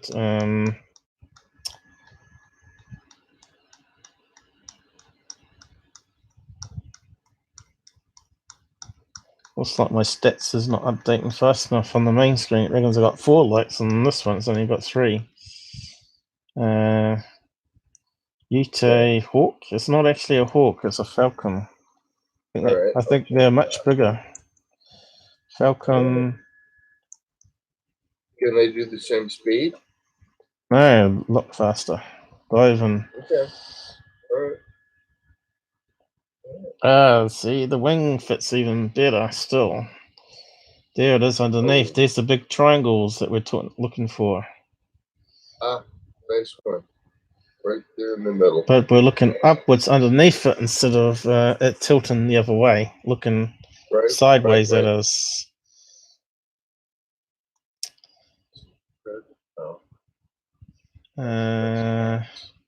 Could that be one? See on the back here, see? Squashed it in. It's called a peregrine falcon. Peregrine falcon, yes. Incredibly fast. I'm just wondering if we can use that one. We'll try that one. We'll try this one. You can see here it's mostly white too. Save image. That's almost close to what we want, but going the wrong way. Work your magic. Could be some better images there, but as you can see, it takes a long time. So that's how it tucks its wings in when it's dive bombing. But we want it gliding.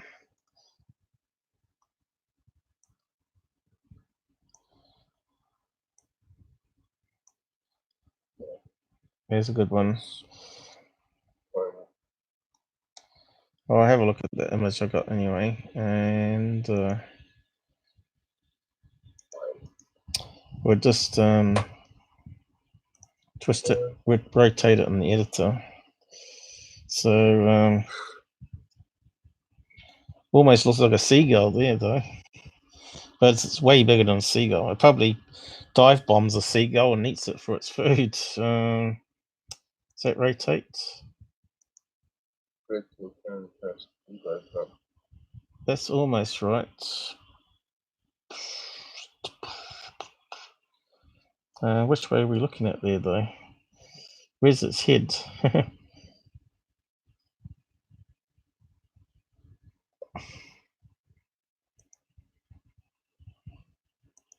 Right.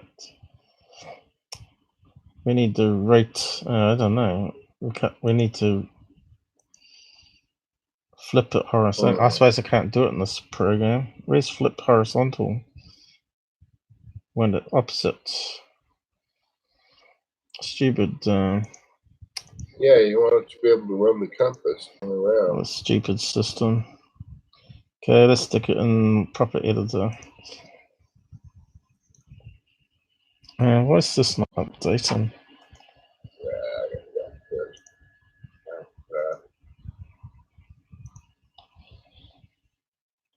Here. Hasn't changed it. Must be the site that I'm getting it from. It's useless. OBS tickers it is, but obviously they're flooded, that they don't update everybody's sensors in real time fast enough flip horizontal. There we go. And we want it tilted the other way. Oh, yeah. How are you going to do that one?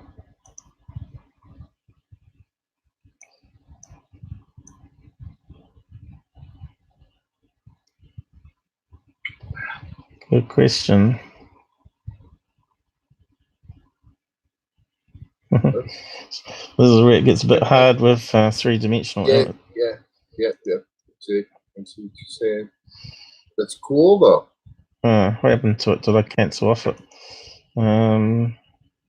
10 degrees that way.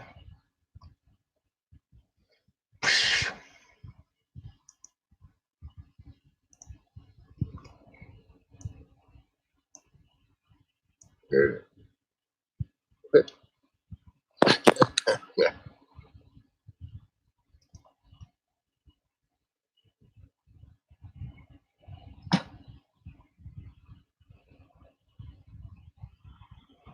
Boy, that thing's sensitive, isn't it?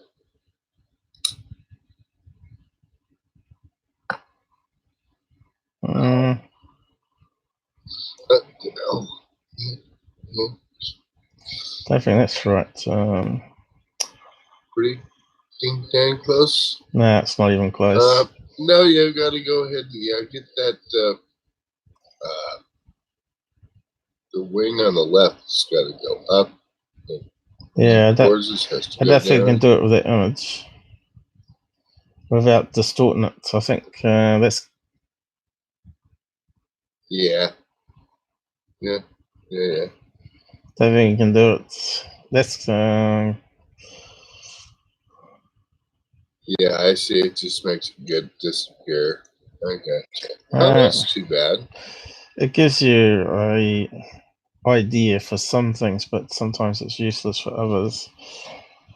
It needs to be like a three-dimensional image, and we're dealing with 2D. Yeah. Oh, well, that's where Photoshop actually come into, and it's amazing all the stuff they had on there.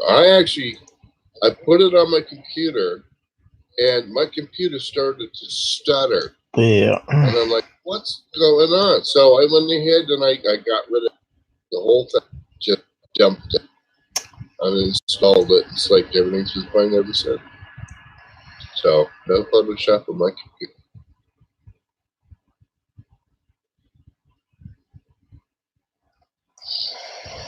Except for you're flying the wrong way. But that sort of looks like the picture, though. You know. Yep. If you can rotate. I wonder if I can flip that one.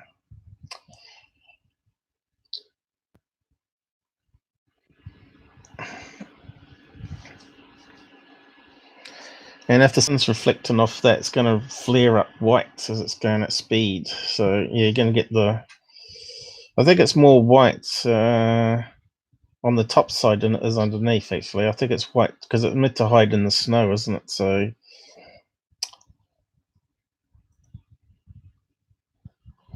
Yeah, you target snow, definitely. How can we do this?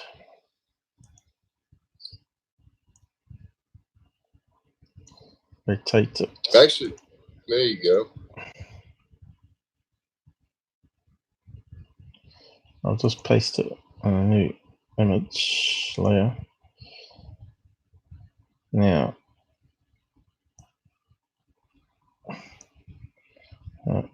paste. I thought I did that already though. I did. Now, I've got some problems happening here.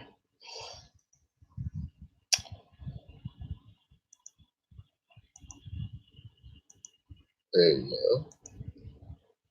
No, what's going on here?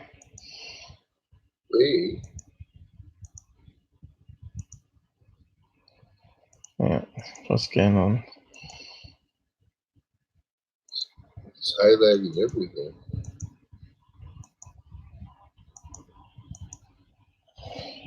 It's new layer.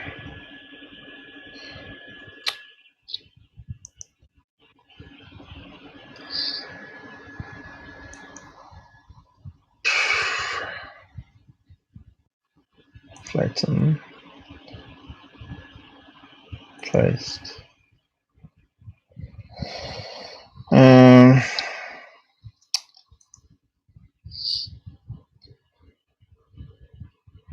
we got control of it now. Alright. What's going on here, you stupid thing? Right.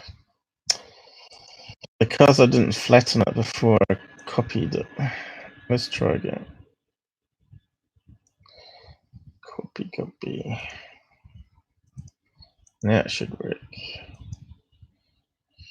Now we can drag a copy. Yeah. Paste it in there.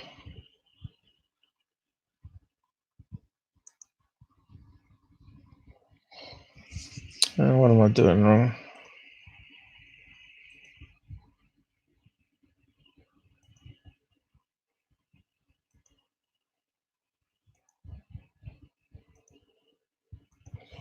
Don't know what that layer is.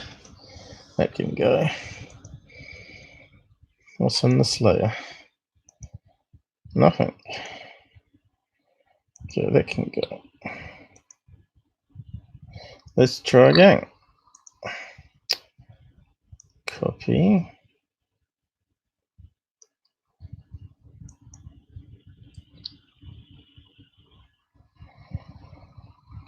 Copy. Paste in the new layer.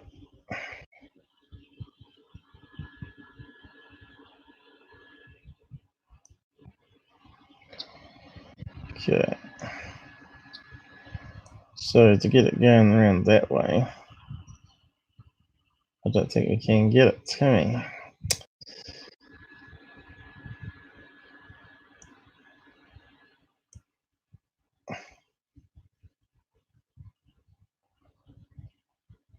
Although, it's not too bad. Yeah, I see what you're doing.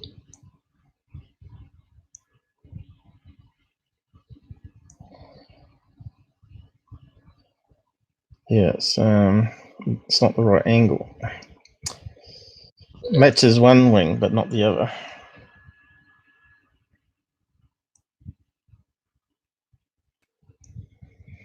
And if we make it transparent,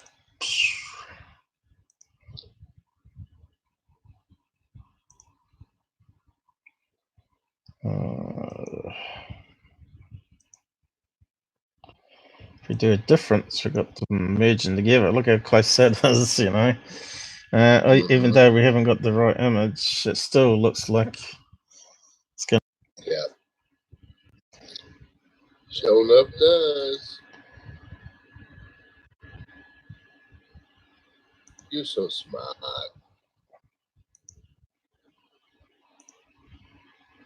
But then again, it could be CGI, but Well, one life man reckons it's drone. No ways a drone. Drones don't have curved wings. Nowhere, man. You got that wrong. So here we got the bird overlaying on the white. Even though it's not perfect. And it's going the wrong direction. Really, its head's the opposite way around.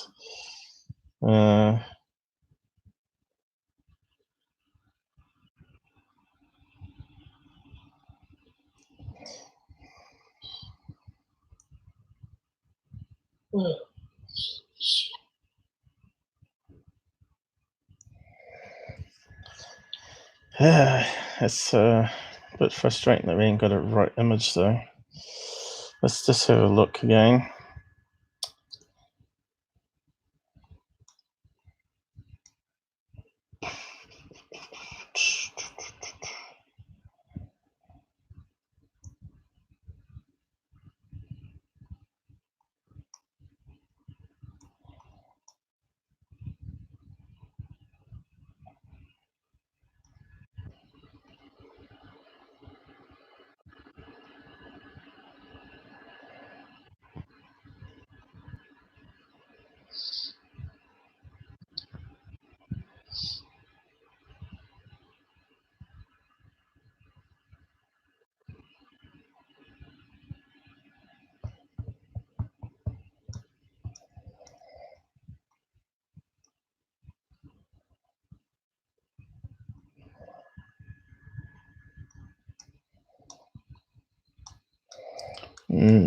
It's not come up. So we need to type in probably, was it Perseus-Spine or whatever it's called? Paragon run.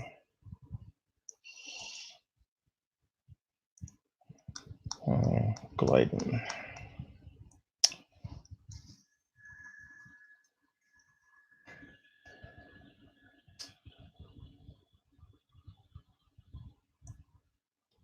Not diving, but we want gliding, really.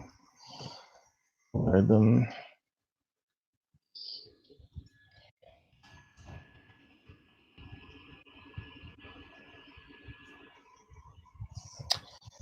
Right.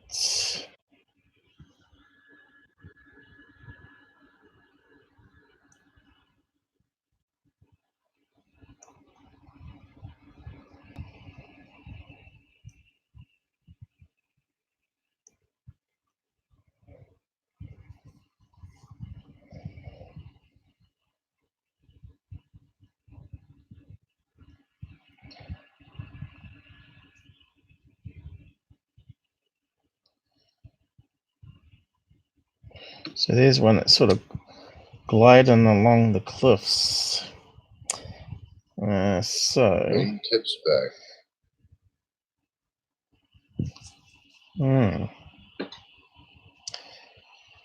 But it's looking the wrong angle again. We want it to sort of flip around that way. Right. What a beautiful shape, though. Wow. That's beautiful. Birds are pretty cool. Here's one straight on. And you know, when in the video it was coming down like that, it actually looked like that, you know.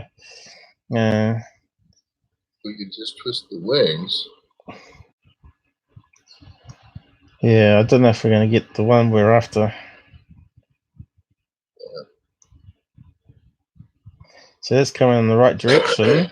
So it's got the right. Yeah. It's got the right. If you look at the curvature of the wings here, right, which is what, yeah, which is what we're seeing. Yep. Here with the curvature going on. Yep. I might just save that image just in case I lose it.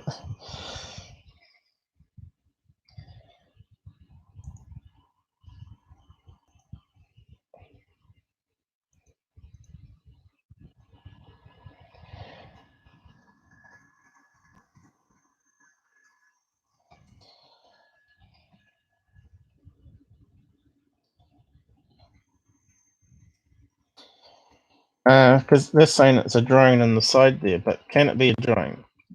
Because we've calculated it had to be at least going 100 meters a second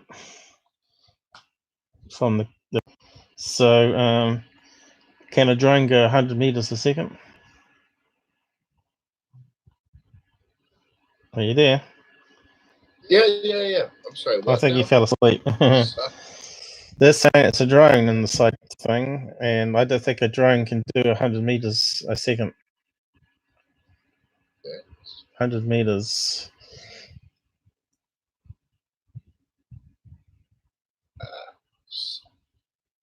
Sorry, yeah.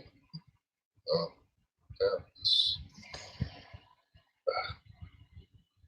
All right.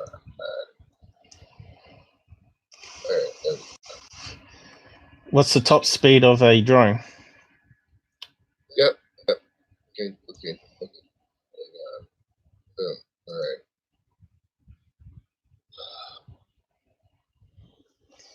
I can look it up if you can't. No, I'm doing it.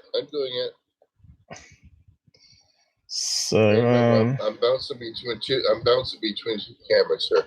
World's fastest drone clocked at 163 miles per hour. Yeah, we're 1 meters per second. So it's not quite fast. Not quite fast enough then. If the calculations that we did are correct, it's not fast enough.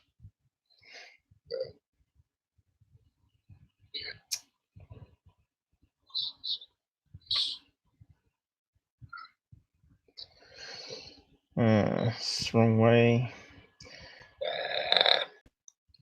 Shouldn't take that long. No. They have crap hidden in the stupid, like, 100 meters per second, 2 miles per hour.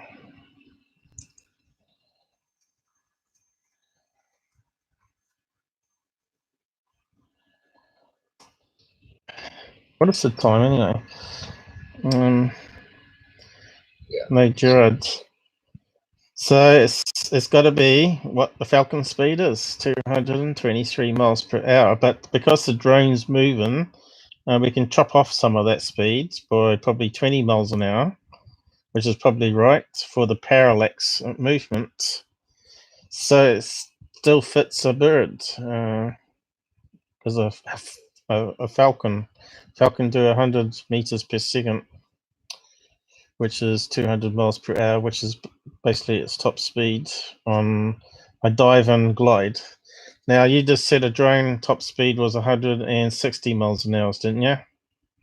Yeah, 163 miles. So there you go, fastest one life man. drone. Mathematics says it can't be a drone. It's at least 40 miles per hour too slow for that footage. All right. That's where maths can roll out stuff. Because we're quite sure that the information that we looked up, focal length and all that. But yeah, I still can't find the image that we're after. Oh, here's one. What's that one?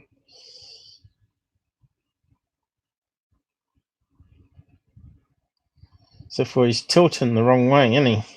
Needs to be tilting this way, down this way. Correct. Yep. You stupid birds! Why can't you tilt the right way?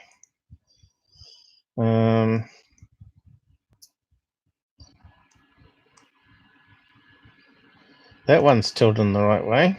Yeah, it is. Yep. Yep. But that's a vulture. What's that doing in the list there, Google? That's not a hawk, is it? That looks like a buzzard or something like that. There's no way that's a bloody falcon. Greeting cards. Here we go. There's a good triangle shapes that we're after, but we want them tilted the other way.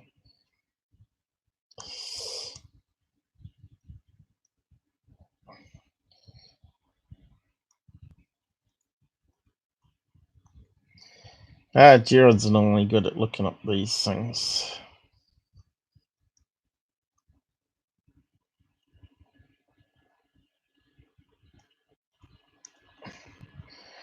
You could spend hours and hours just going through images just to find the one you're after. Right. That's where it's all time consuming. Well, here we go. It's still the wrong angle though. Still too steep, and it's too far away. I think we'll just have to pass on it and move on to the next topic. I'm pretty sure it's a Falcon.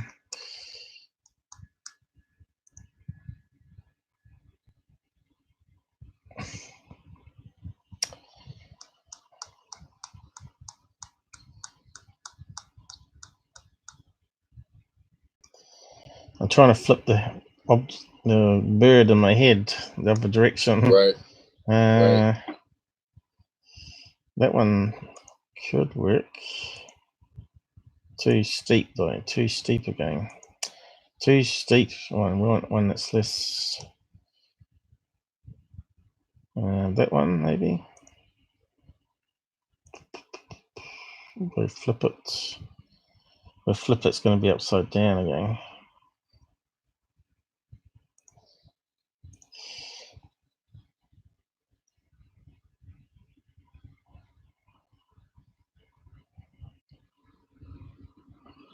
That's going to be around the wrong way. Oh, too steep again. Too steep. Wrong direction. Is that the one we used before?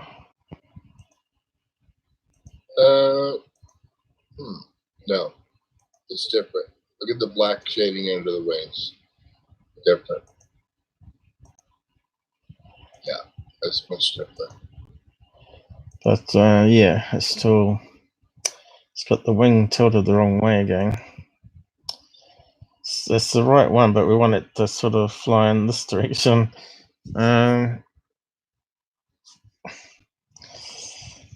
It's frustrating trying to find an image.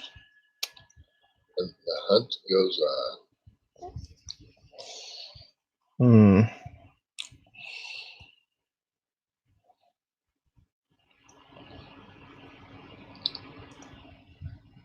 Go on, get rid of that.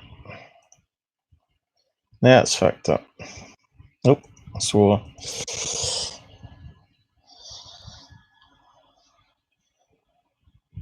In New Zealand, they say Whakatane, which is actually a city name, so you can get away with it. Yeah. In the kids in the school, they say Whakatane. That's spelled W-H. It's true. That's how they say it.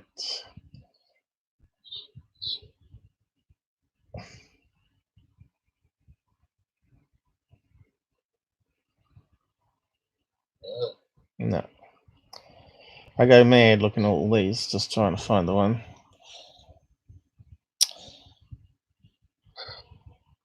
Jesus, how many tabs do I have open, for Christ's sake? Not as many as I have. You talk now? No. You would be correct. You would be correct.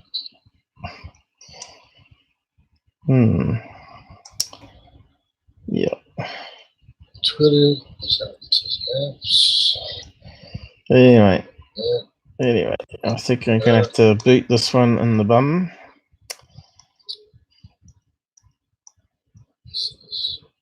And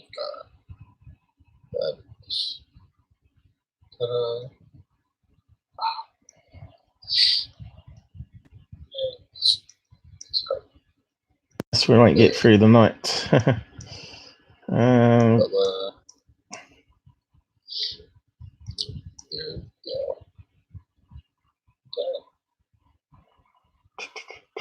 I'll be tipping that way. That's almost right. Oh no, it's going down. Oh, look at that! Going down that way. That's a beautiful dive. Look at that! Oh wow! I thought we had the right angle then. It's actually diving. I thought it was its wings, but it's a whole body. What the hell? What's that got to do with a falcon? A monkey in a tree? Oh no, that is a bird. Looks like a monkey. It does. Wow, that's funny. Nah, we have to worry about that. Forget about that. If we ever get the image, let me know. But I think it's a bird, no doubt. The maths calculators here. Distance was 200, not quite 200 meters, 160.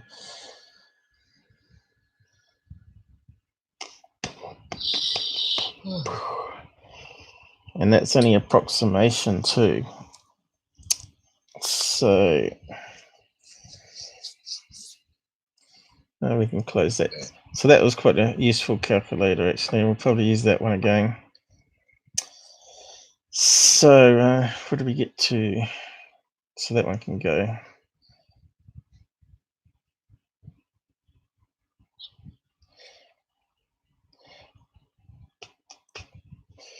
So it's clearly not a bug. That's for sure. What's this one? Oh, right, yeah. I'll just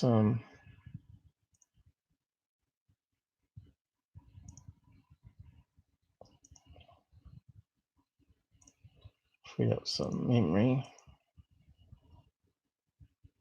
Did I give it a proper name? Not, I call it untitled. Wow. Even deleting something is really, really slow. I'm getting a bit cold with the thing going now. I'll probably have to turn it off for a bit. So what are we looking at here? All right, security. Now, he's been doing this for 7 years, and he doesn't know what camera is best. So to me, that exposing him as a serious researcher. He doesn't know what a DSL camera and lens setup would be good to shoot the moon. Well, we know it's a Nixon P900 with a 80 times zoom or better, you know. Right. So to me, that just proves he's not a researcher. He doesn't know what he's on about. And he found out just the way we did by using Google or watching other people's moon photographs because he wants to film the moon. So if you went to Dazzle the cameraman, he actually tells you what camera he's using, and he's got some moon pictures of moon where you can actually see the crater really well. So if you have a look on his channel. But he's blocked camera, the Dazzle man, because Dazzle man exposed him for faking that Mr. Ken one. And I found all this, you know. So he's blocked me, he's blocked him. Imagine that. I'll keep that one just in case I want to reuse it.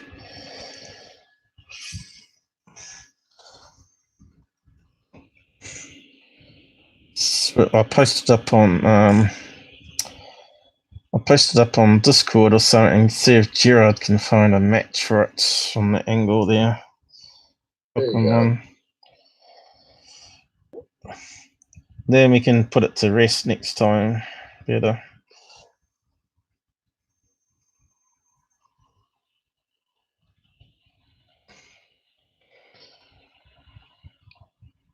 So okay, so delete that. I'll just Utah. Right.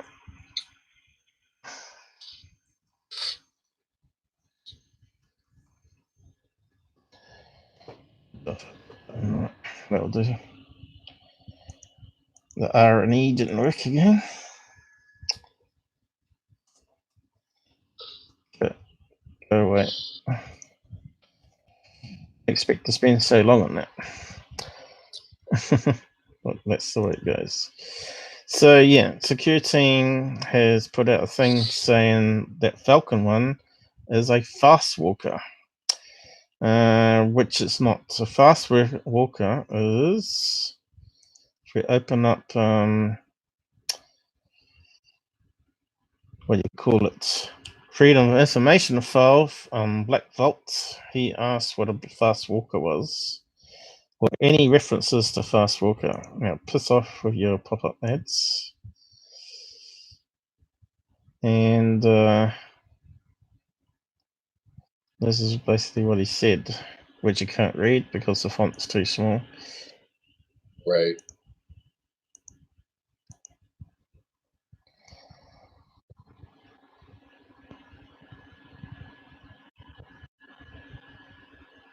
I watched the movie Fast Walkers.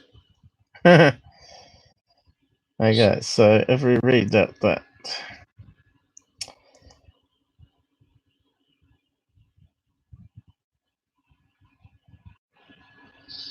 Centrally the abstract great velocity. All right.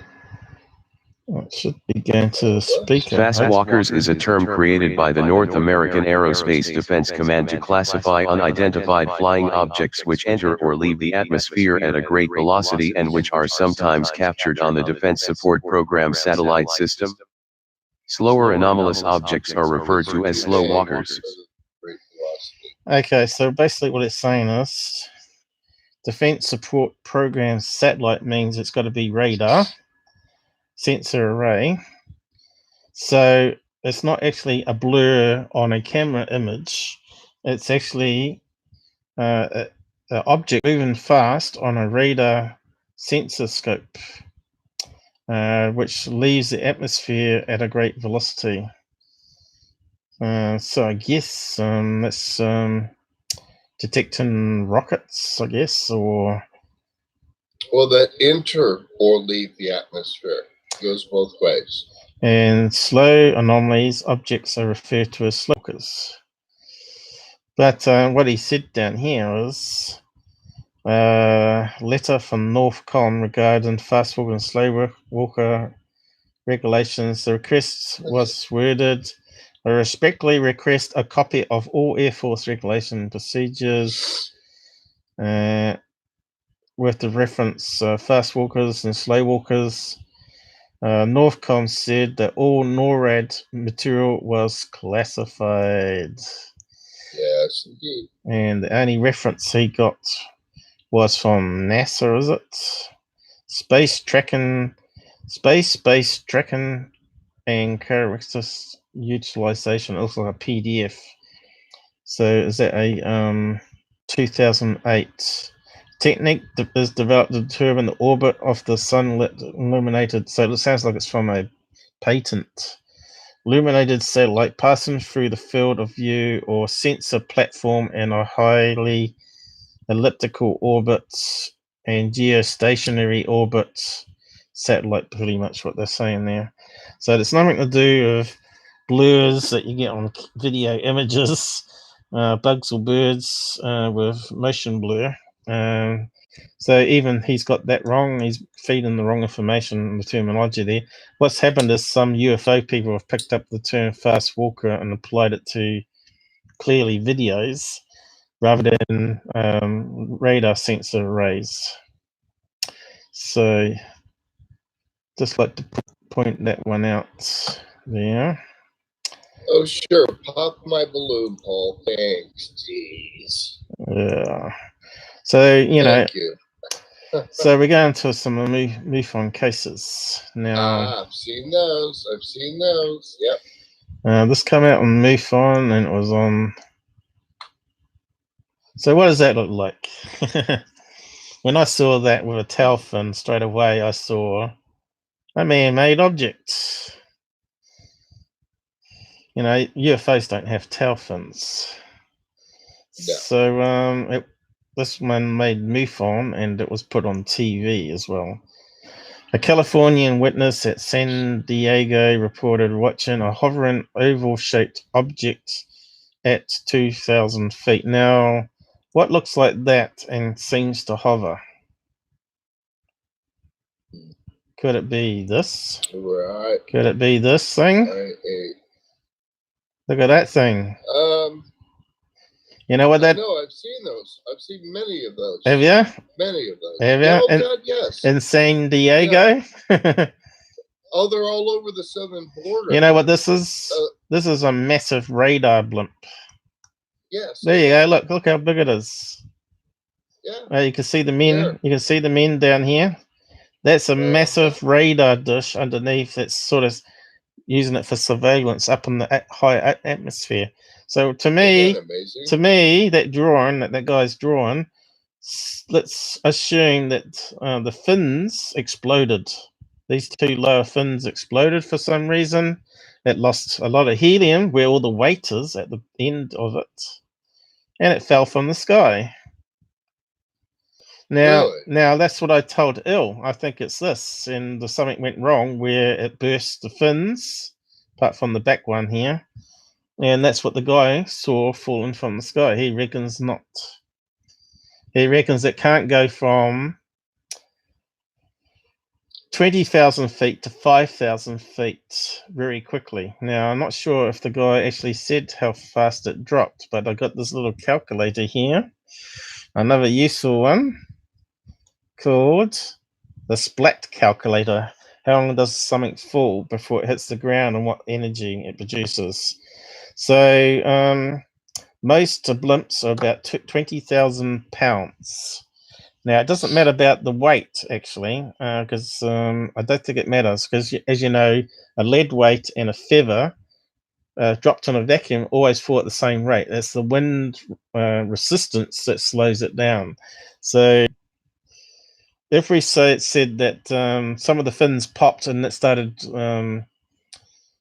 traveling down at terminal velocity because it didn't have enough helium to keep it up. Why they try to dump off some ballast, because all these blimps have ballast. They have like water ballast that they dump. It'd be inside. Actually, be inside it here. Well, what about that radar dish underneath? That's a pretty big thing. It's not showing up in this drawing. Well, it looks like it's like 10 men widths apart long and 20 men vertically. 1, 2, 3, 4, 5. No, they're 10 men vertically. So that a man's 5 foot something.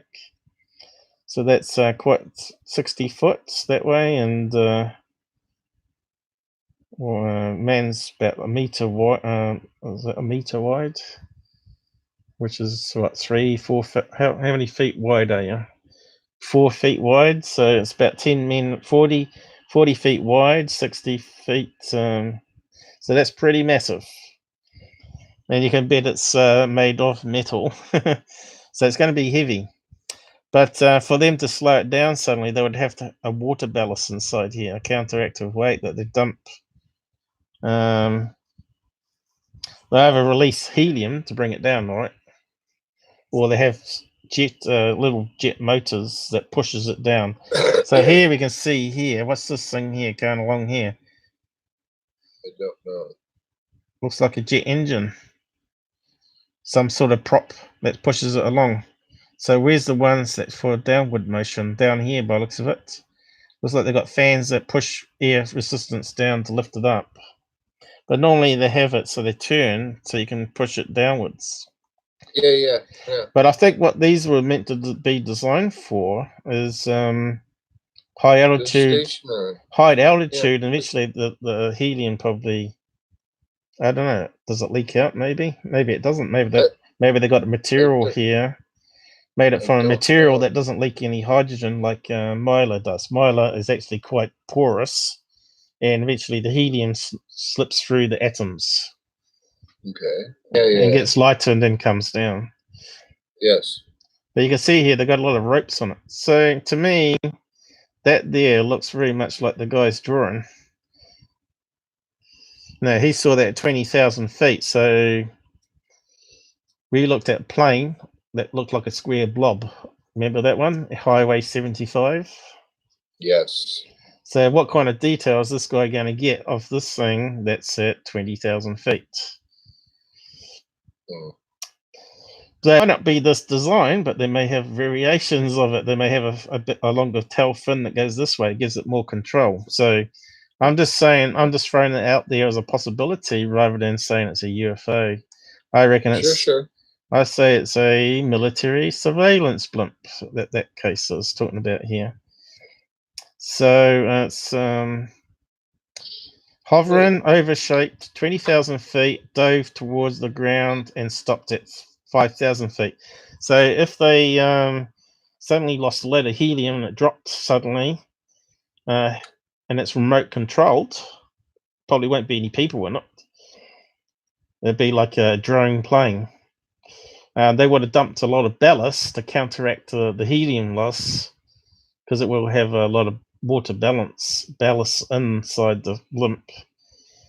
And they would have slowed it down while it was dropping from that 20,000 feet.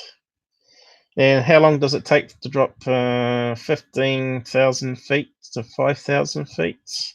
We can use this calculator here. So we can say that it's... we need to get into meters. So 20,000 feet to meters. Oh, this is a good one. There's your 6,000.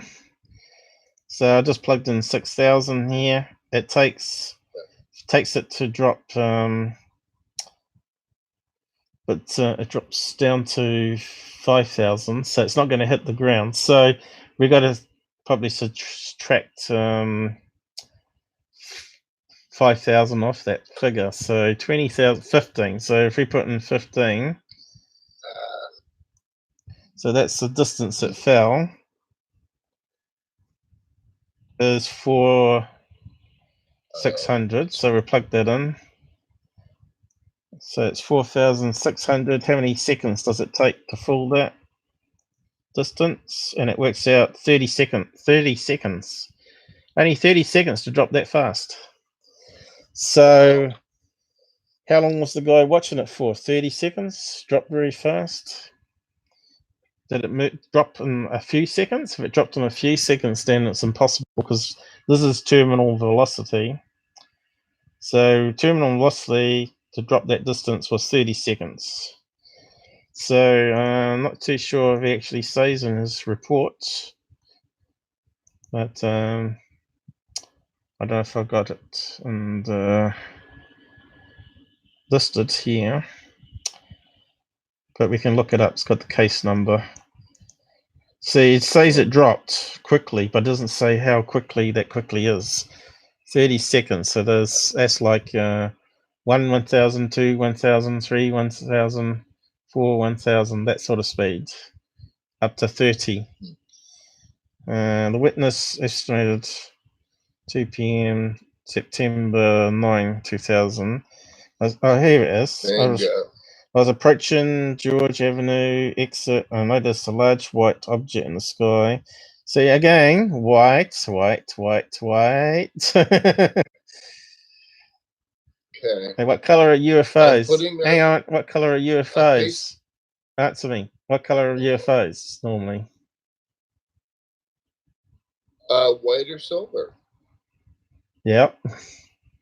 But I don't know if I've seen any white UFOs, but everyone that I know that saw a legit UFO for sure all said they were classic silver UFOs. I found one that looks even closer, an image. I put the link in the side chat. I got a load of them here, mate. I still haven't. Okay. I still haven't gone through it all, but yeah. But I'll have a look at your one, see if it's the same one as I've got. Yeah, it's a Lockheed Martin project. Yep. Is it one of these ones here? There's another silly one. There's actually a hot air one. It doesn't use helium. Not that one. Because this actually goes on to my next case that I'm going to look at too. How about that one? Okay. There's another one, but it doesn't fit the right shape. There's another one. There you go. There you go. Yeah. That one's got the propellers that it can rotate, so it can force itself downwards. Yep. And because the position of the side tail, whatever they are, fins, the one on top would really stand out. Okay, here's a really big one. Israeli spy blimp. Got a radar, or it might be just crashed and around. It's even bigger than the one we saw in the other picture. Yeah, it is. There you go. Looks like a big bomb. Kirash. And we got this one that actually lands, and it's actually got a row of. That's cool. It's got a row of light cabins where you can see people standing. See how big the people are? Yeah. There's actually a cabin here where people are standing. That's awesome. Yeah. So that goes on to my. Just remember that one because that goes on to my next case that I'm going to talk about. Yeah.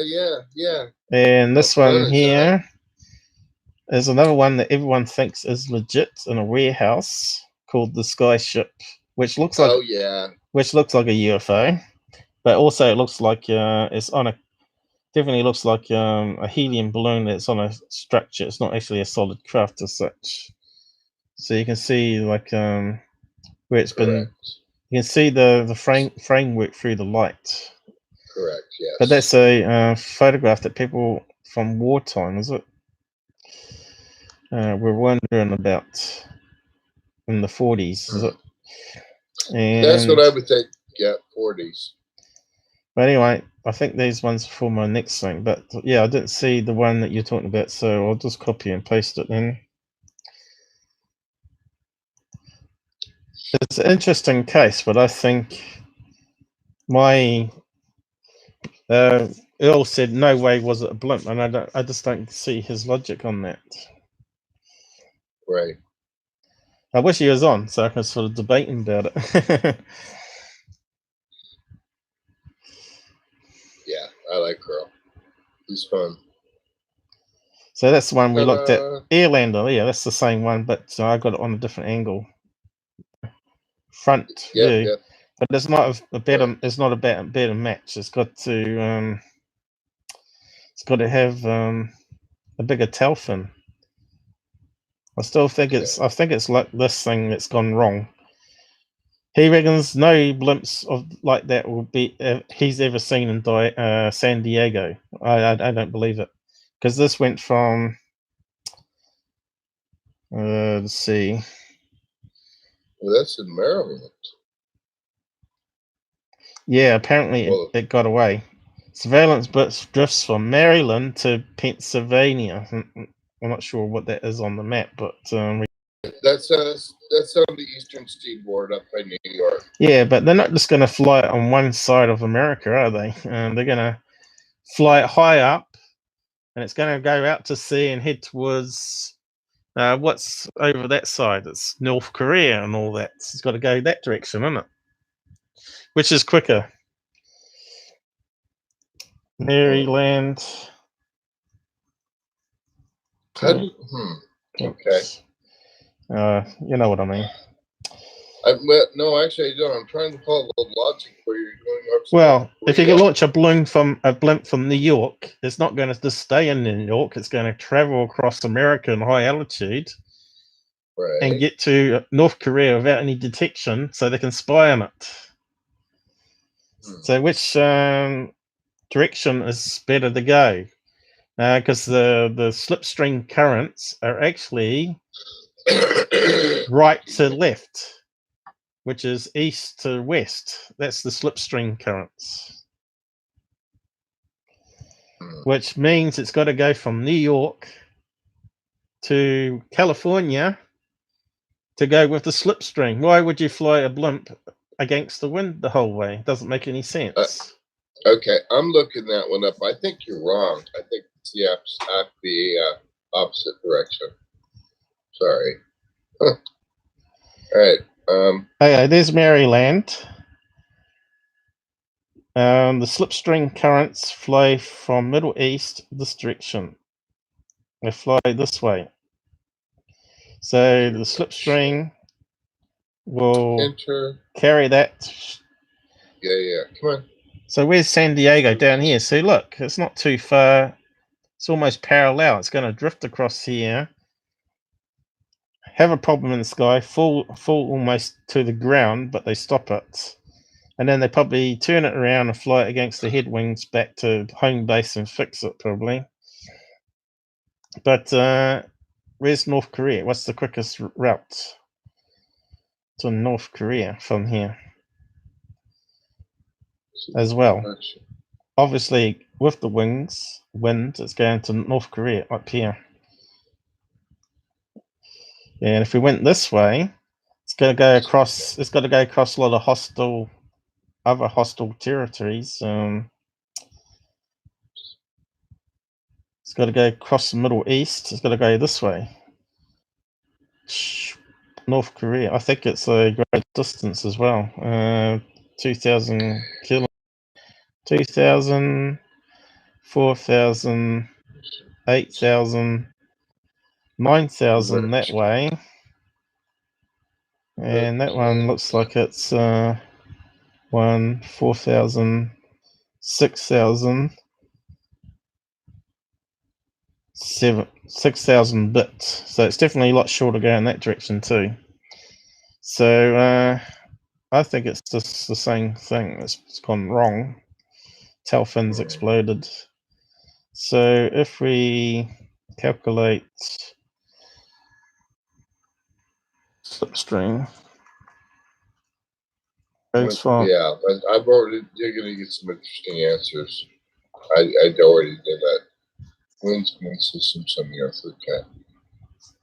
Yes. Wow. Blah. Well, I've covered it on my previous one called the pyramids. Wind France, Okay. America. Multiple. Where are we at? So, Okay, so these are the around the world because of the sea and land masses. right. And it looks like Right, here you go. it's So flowing west to east in the northern hemisphere where I live. West to east. Actually, southwest to northeast. no, it's traveling anti-clockwise, which is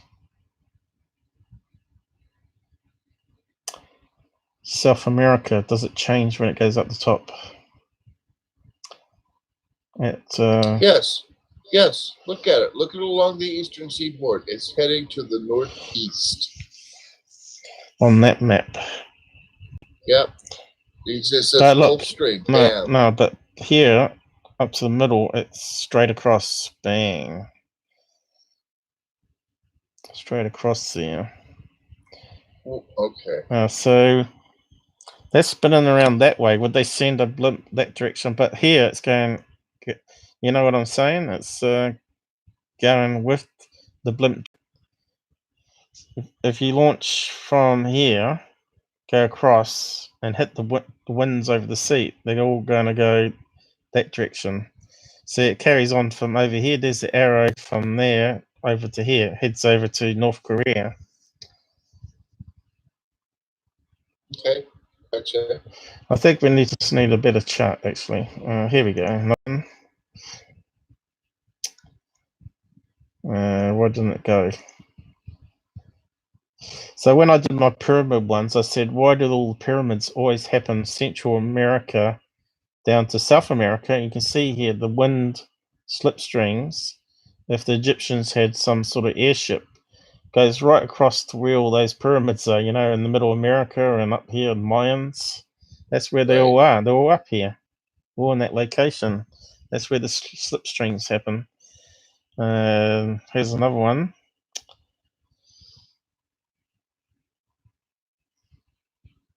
Straight across from UK is one.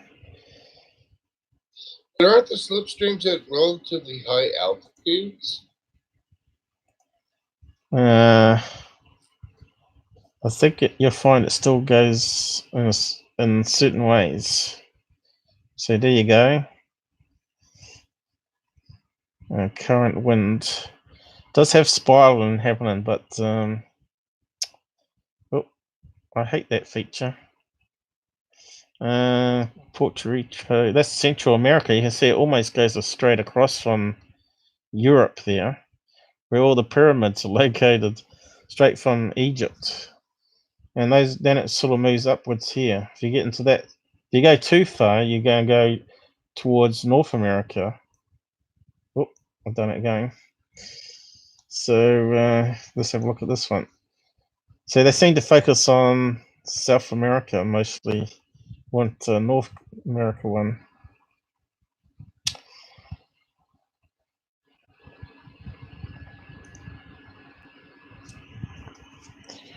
So it does sort of say if you go across there, hit there, you're going to go right around to Asia anyway.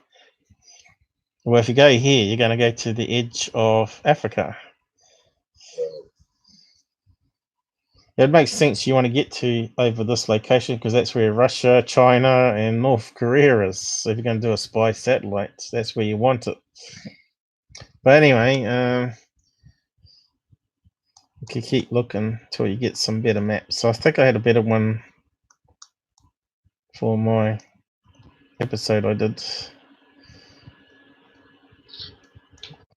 Anyway, enough on that one. But yeah, I was just going to read out that case. Was approaching the college. I noticed a large white object in the sky, about 20,000 feet. The witness stated I was just there. Was a black fin standing pretty tall. A black fin. So he's saying it's a white object with a black fin. So why would it be black? Well, that kind of looks black because of the shading, but they may have got another experimental one where they modified it. Because if it had problems keeping it stabilized, they may have gone back to the drawing board with the fin design. But anyway, let's go back to it again. Gotta take a quick break. Be right back. Okay. Yeah, we should have had a break, really, shouldn't we? Standard pretty thin. I was just trying to find how fast it was dropping because he hasn't mentioned it from what I see. Looking around, saw airplane coming into Sangha Airport. So it looked at the size and then looked back at the object, and the object was much farther away, but it was 4 or 5 times bigger than an airplane. Well, that blimpy thing definitely looks bigger than an airplane, definitely in thickness anyway. So we calculated the radar dish was 40 feet by 60 feet high. So yeah, it definitely still fits that blimp. So, but we haven't got the speed that it dropped, but still. The object made a 45-degree dive towards the ground and a blink of an eye. Object made a 45-degree toward the ground and a blink of an eye. So if the tail fin popped, would it go 45 degrees? Probably, because it's pretty heavy where the radar is at the end of it. So it's saying that the nose was upwards, I think, as well, which kind of makes sense. How fast it moved. So you can't believe how fast it moved at a 45-degree angle.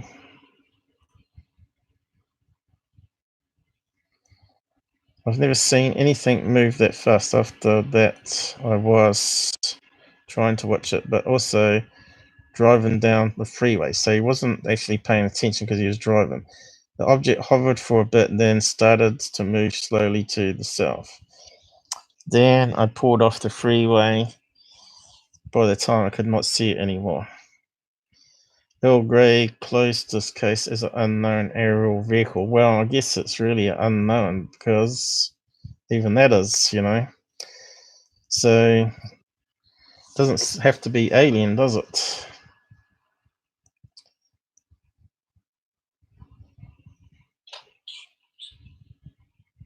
So there's nothing in that statement that doesn't. There's nothing in that statement doesn't sort of rule out a blimp. That blimp, from what I can see. I don't think he was fabricating it. I just think he just saw experimental radar blimp.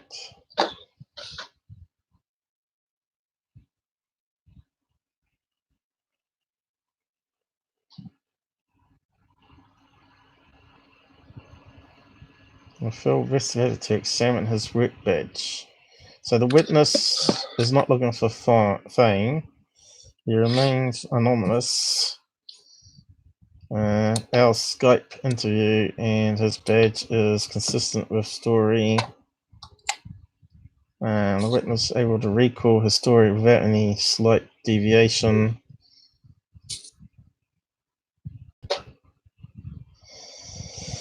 Yeah, so Earl closed it as an unknown aerial vehicle, and of course, I believe that is an unknown aerial vehicle. Doesn't have to be alien, does it? So I don't think he's listening.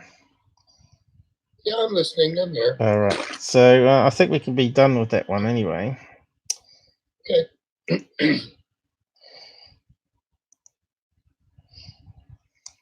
But at least we know about radar blimps now, you know, because I investigate these things. And I'll just plug in the case number here to see if there's anything new, different there.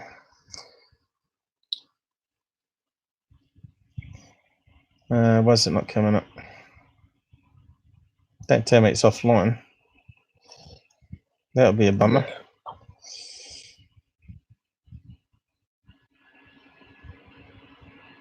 Come on. Oh, here we go. Phew, I thought it was down. That would slow us down if it's not, if that was the case. So let's search that. See if it comes up. Here we go. San Diego. Large white object with a black object pointed up on the left side.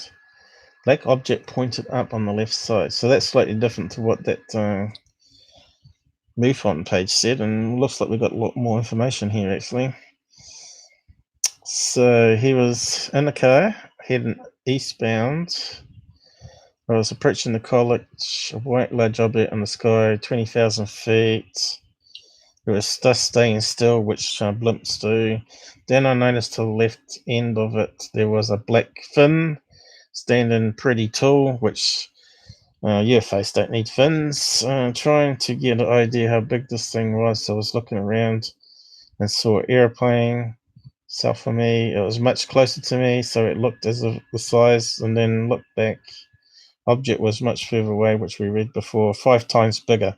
So does that blimp look 5 times bigger than a plane? I reckon. I reckon it is. Mass, yes. I would say yes. Depends what type of plane he's talking about, I think. But the object made a 45-degree dive towards the ground in a blink of an eye and stopped. At the same time, it moved away, stayed level. Unbelievable how fast it moved. I've never seen. Yeah, but it doesn't say how many seconds it took to drop from 20 to 5,000. That's my problem with it. How fast it was. I've never seen anything move that fast. Driving down the freeway, object hovered for a bit, then it started to move slowly south. So he wasn't really focused on it because he's driving at the same time. You know, that's always gets me. People drive and see these things, but you know, the human brain can only look up before they crash into something. You know. Mm-hmm. So that's the other problem I have. So that was August 2018. Yeah, I just don't know how Earl can discount it being a blimp. Doesn't sort of add up to me, but anyway. I'm not sure if you're a member of his Facebook or not. You can read the posts.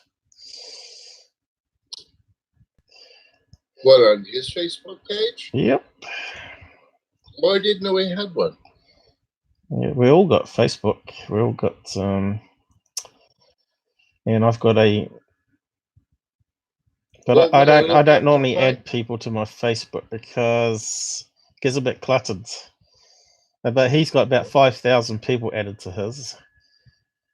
But whether he add you, I don't know, because he was trying to prune off some people.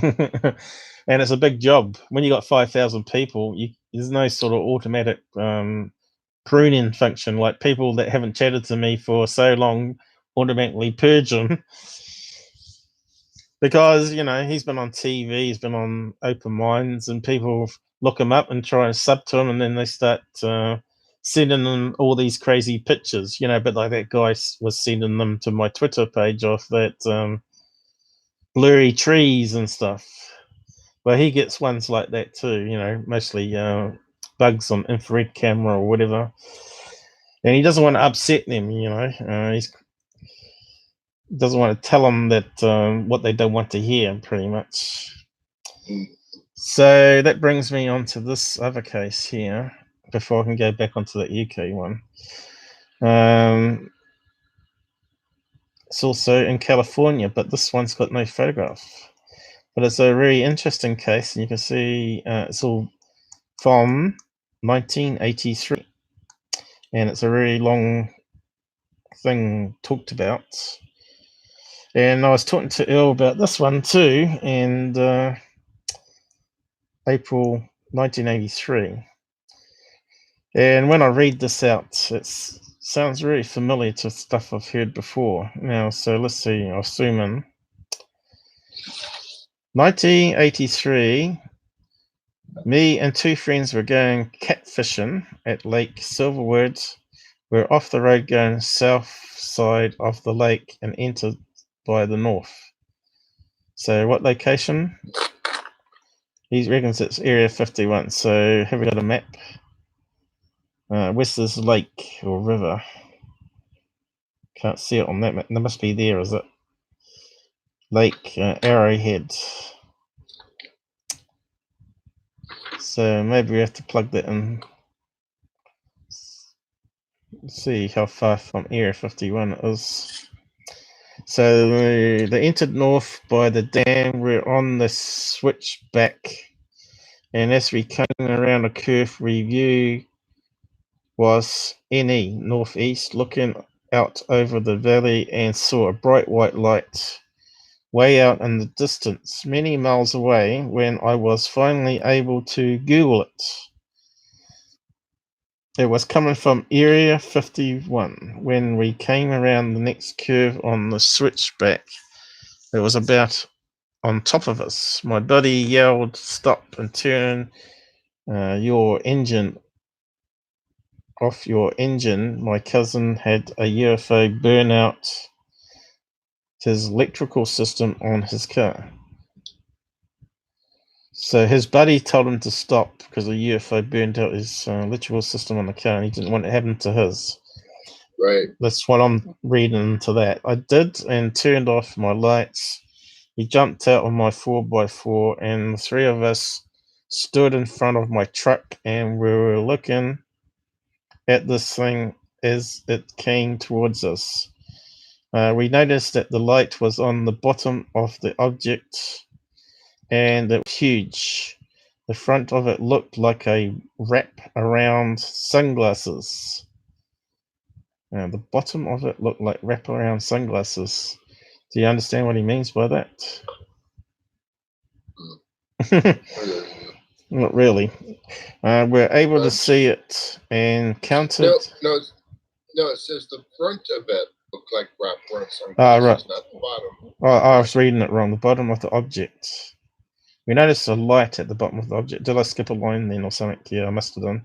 We're able to see it and counted that it was 4 decks thick. We were talking to each other what we were seeing. We could see columns from deck to deck. On the most upper deck, we could see humanoid figures moving about. Doesn't that sound a bit like the Betty and Barney Hill case, where they saw a deck and humanoids were walking around? Wow. I honestly say I don't remember. Saying like the guy looking out his driving at, what's this? Columns on the deck, most upper deck, we could see humanoid figures moving about. We were like saying thing look like at the guy. What's that mean? We were like saying thing like look at the guy out. He is driving it or what? It looked as if someone was shining a light up at it, like one that was seen in China. What the hell does that mean? I don't know. No, I don't know either. As it continued to pass directly over us, it blacked out a good portion of the sky. That sounds like your... What is it? Phoenix lights. That's right. Phoenix lights. That sounds like Phoenix lights. Everything around us seemed to be crackling. I could feel my sides humming.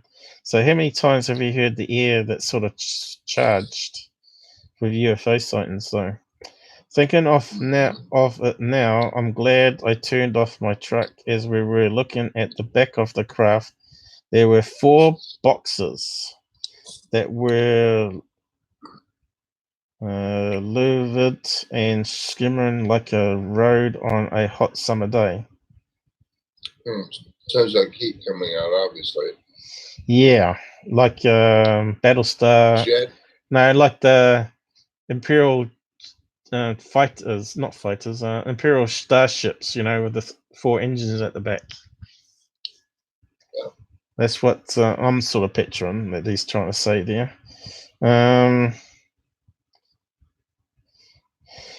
which could be nuclear engines or it could be iron engines, I suppose.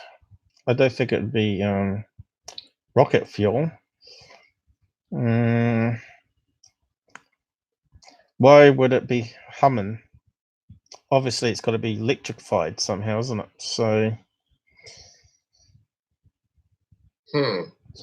Okay. black and grey from top to bottom of the craft. Look like TV. I'm not sure what this bit's on.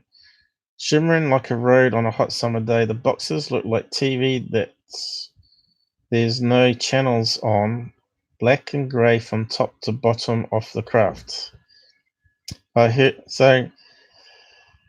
actually got an image from Earl. I'm not sure if it was on the database, but it's not on not on UFO Stalker. I asked him if I could use it, so maybe I'll take a risk and show you, because he's still investigating the case. So I shouldn't get sure,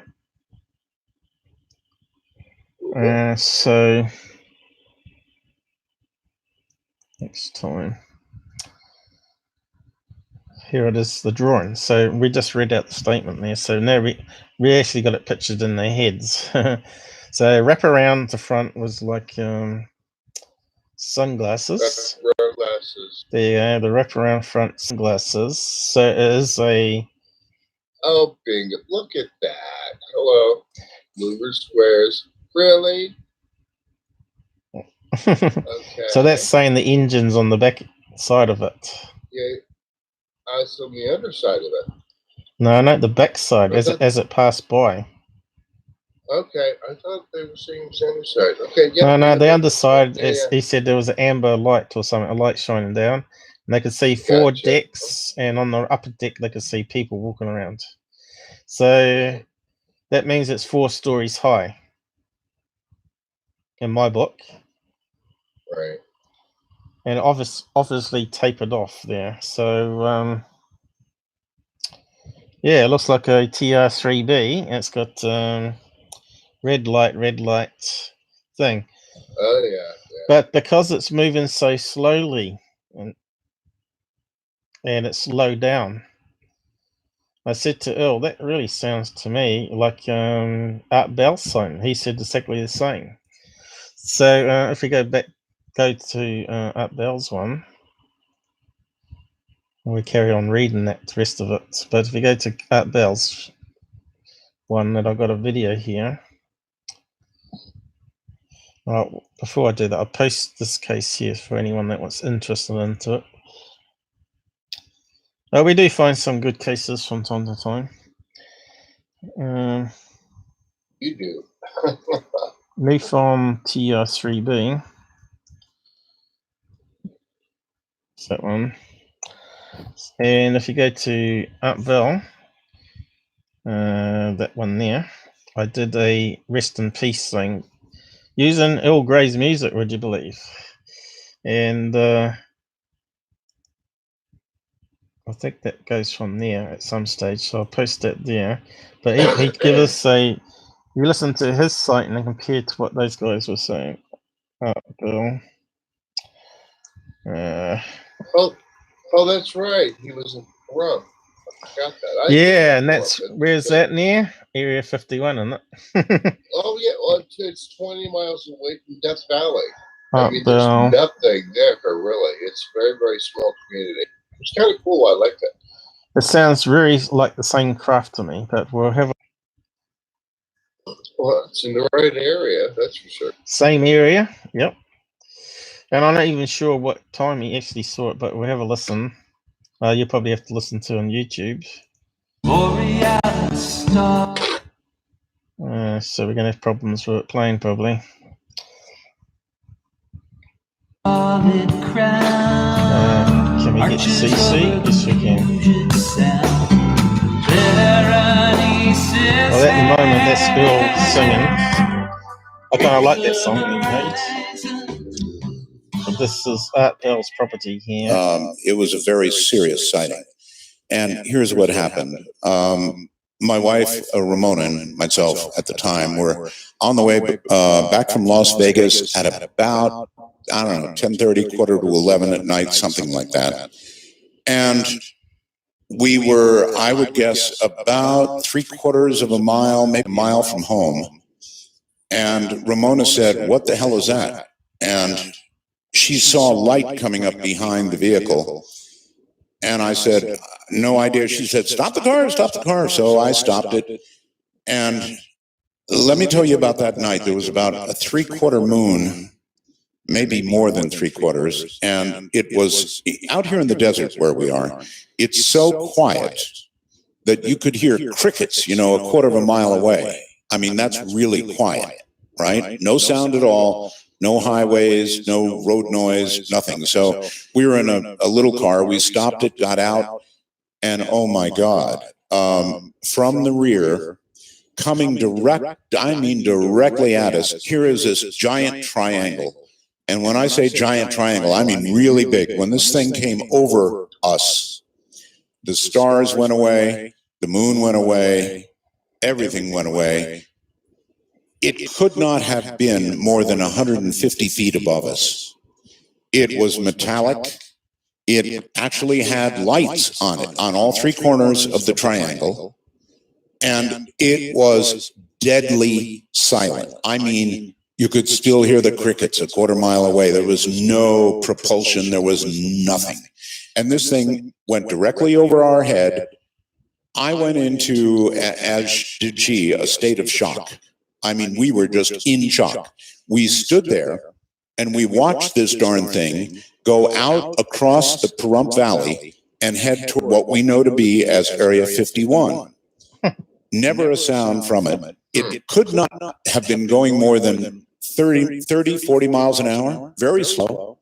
And we came home, and I was doing at the time a radio show talking about this kind of thing. So I came home and I tried to decide if I was going to tell anybody about it, because it would seem hokey, it would seem fake, it would seem ginned up or something. Anyway, I finally decided I was going to talk about it on the air, which I did. I reported it to MUFON, but a week later, 1 week later, there was an article in the Pahrump Valley Times, our local newspaper here, and it said a whole bunch of people in the Pahrump Valley had seen the same thing I did and called the newspaper. Well, the newspaper turned around and called the Air Force Base in Las Vegas.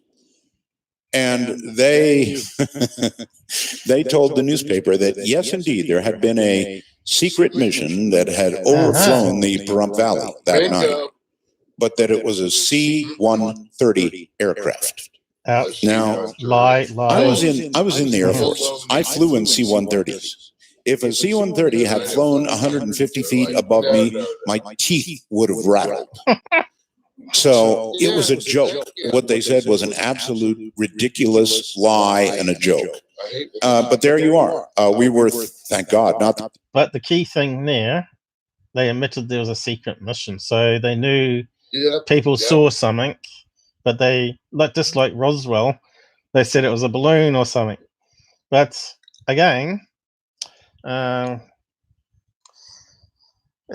way he's talking about, it was only moving at 20 or 30 miles an hour, and it was massive. Sounds like one of these massive blimps, you know, the experimental blimps. Now, I did a search, and that was another one, big one, a huge one. That was same as that spy satellite one, so we don't need that one. See if I can find. I'll see if I can find the old patents, old designs. Where is it? Here it is on these Google searches. Oh, what happened there? Here you go. Look at this thing. It's a book on lighter than air vehicles, and look, does it look like it's 4 stories high? Hello, and is it triangle? Yes. And if we can find that presentation or whatever it is in Interspeed Workshop. So obviously that's in a book in a library somewhere, you know, where he's got the image from. And I thought, well, that's really interesting. So yeah, just close that one down. Which looks very much like that guy's drawing. Whereabouts was it again? We closed it down. If you change the angle of that to the other direction, it looks very much like that design of a lighter-than-air ship, which they're talking about helium, obviously. I need a drink, I guess, and my fruit's gone. I'm going to have to turn this fan off. But yeah, these are some of the designs that the government's doing. The hybrid airship LEM Northrop Grumman flew over for the first time at Lakehurst. The program was cut in 2013, so it's way after 1983. Regional Vehicles is looking to bring back it again, so this haven't got rid of it, but this is obviously massive, as you can see, but it's not a triangle. So I was trying to find a lighter than air ship like that drawing, which matches, and I found another one here. Good boy. Ooh. One that was the luminous lunar noise UFO was so-called stealth blimp. So there we go. We've got enough reference to a blimp. Lighter than air. So again, it's in another somewhere else, reported somewhere else. So does that look like the ship? It looks like it might be several stories high. And it looks like it might have more than 4 engines at the back though. But I was just trying to work out what that said down here, and I think it says stealth blimp artwork D. Parker. So I'm not too sure where it's from, but there are other images like this one here, also called stealth blimp. And it's on the topsecretsite.com. But it hasn't got the windows around like the other one has. This one's actually got the decks listed on it. You can see the decks, which I found very interesting. So you can see the 2 rows of decks at least. So to me, that kind of suggests that they actually had patents for these large triangle blimps. Why would they make it a triangle shape? It kind of looks like it's bent around at the front, a bit like his drawing. Yeah, he was saying it was like sunglasses, Right. So it goes thicker though at the front here. Maybe that's what he means by the glasses, when it goes thinner out the sides.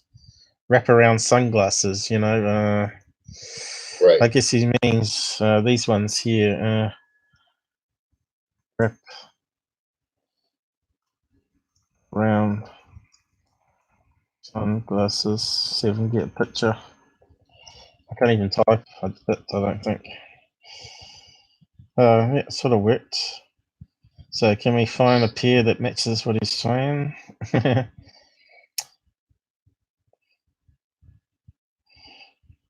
Modern ones, aren't they? Looks like it's Right.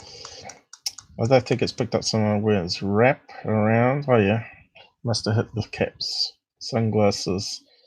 I was thinking more like ski goggles. Yeah, no, not ski goggles. More like on Star Trek, where the guy's got that visor that clips onto his head. Yeah. I was thinking more like that, where it's all thick, all the same thickness around. Geordie, yeah, that's him. Good actor. Yeah. Okay, let's see. Oh, here we go. This is more like it's wraparound thickness to the skinny end, like that, the triangle bits. That's what he means, anyway. So, yeah, looks like we scared off a couple more, have we? We don't have many people watching, but anyway, close that one down. And what else have I got here? This crazy one looks like something out of Disneyland. I know. Jesus. Or, you know, it looks like he said of Chitty Chitty Bang Bang. That's the one. That's the I was Yep. thinking of. Not Mary Yep. Mary Poppins, was it? Chitty Chitty Bang Bang? Well, Chitty Chitty Bang Bang. Those are the colors they used. Yep. so that's what they've modeled it on. But apparently it's a real ship. First personal blimp named Airship Aperture. See the carriage underneath it. 2006. Huh. The personal blimp uses hot air rather than helium for lift and silent electric motors. So that's pretty damn big from what I can see there. You can certainly see it in the sky. Jesus. Yeah, so which cost $2 million American. 200,000. Oh yeah. And a top-notch helium ship can cost more than 12 million. So there you go. Well, it's just there's your tax dollars. But and you can see the little basket where the people are, and they're as far away. Yeah. It's massive. Yeah. So I wonder what happened to it, whether it's still flying. But I found that one, so I thought that was quite interesting. Let's close that one down. And we'll listen to Art. So we're finished with him. Oh, I better mute. Thank you, Art. Goodbye, Art. Rest in peace. Rest in peace. Yep. We both said it. Okay. US Army's new battle blimp takes flight. So when was that? 2012. And that's not the most interesting one, actually. So we can get rid of that one. Gradually working for it. And we got this one, which is more interesting. Called. Have to reload it. Probably got a load of ads on it, is it? Telegraph. Where's that? UK? Yeah. Well, that's loading. I'm just going to turn this fan off here.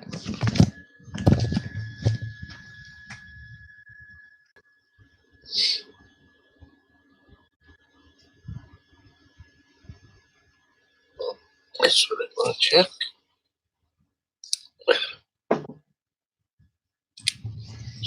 Temperature. Yes. I don't think it actually loaded. What's going on? Well, there we go. It's not loaded, probably, is it? Whoa. Try again. Getting 35 degrees. And we're getting 100%. We're getting 100% CPU load in this silly telegraph. There we go. It's loading properly now. Now we got some other images. So, but if you ever look at this one, if you can look at the front of it, does it look like it's 4 stories? No. No. Well, it could be, but. But where's the deck? It's here, isn't it? It'd have to be inside. The deck looks like it's there, and it does look like it's 4 stories thick, you know. And what's that at the top here, though? What's this going up here?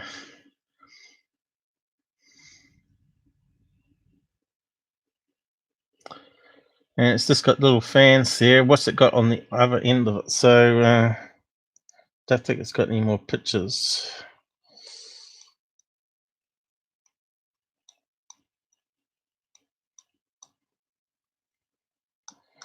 I certainly like talking about it. There's a lot of words there. Crazy amount of words. The problem is Taylor admits that an airship has a deceptively simple, cartoonish appearance. It looks like a blobby thing with a motor, a party balloon with bits. I don't see why that was a problem, though. This may sound like a serious problem. What sounds like a serious problem?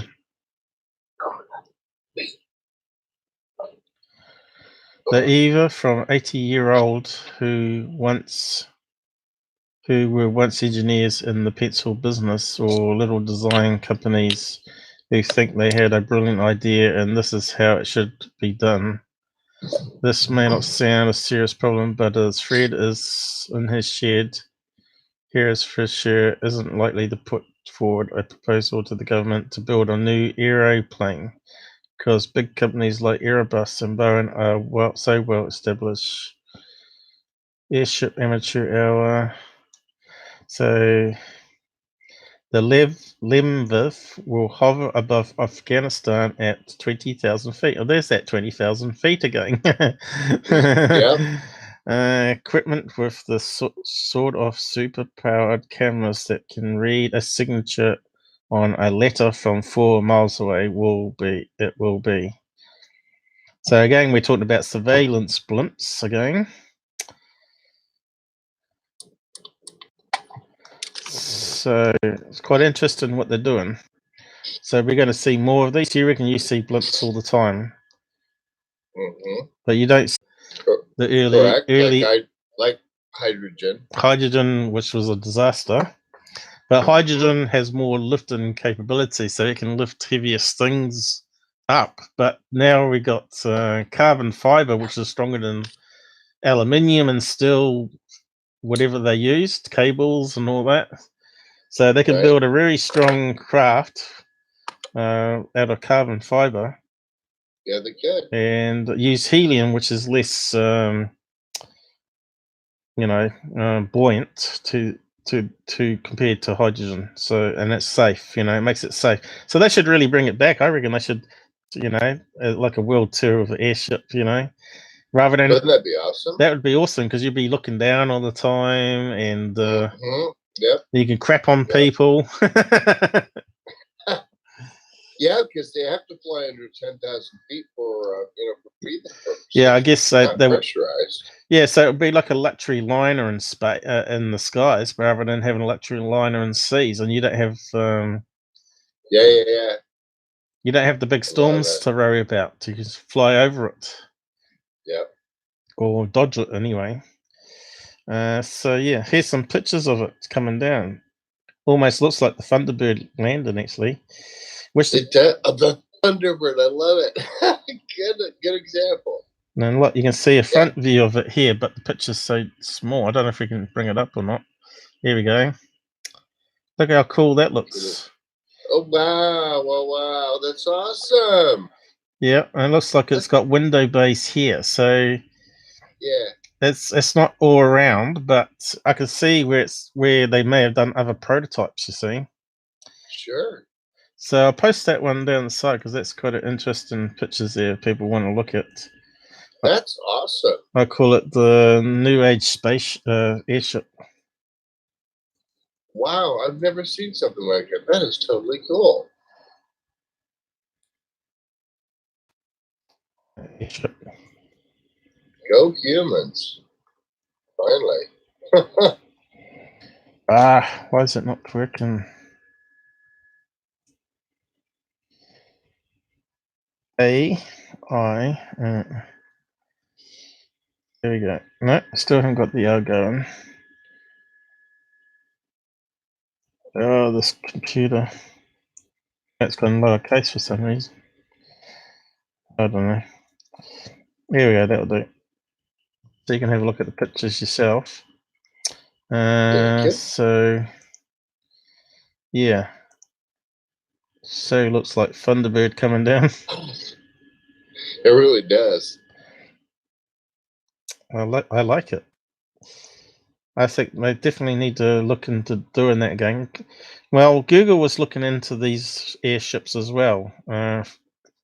Floating warehouses.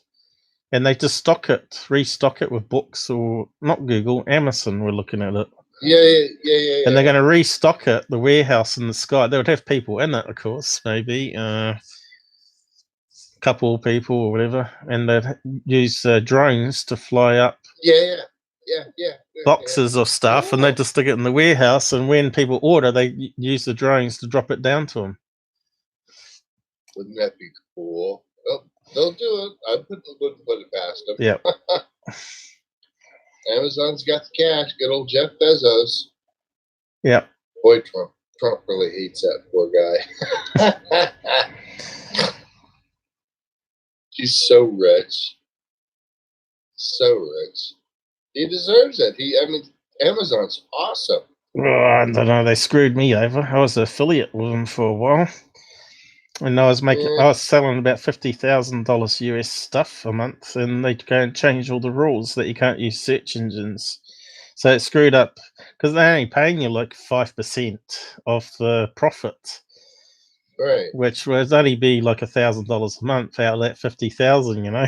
So, but yeah, it was just going good, and I thought, oh well, this could actually be livable almost. But yeah, they killed it for me, unfortunately. Oh, I'm sorry, I didn't realize that.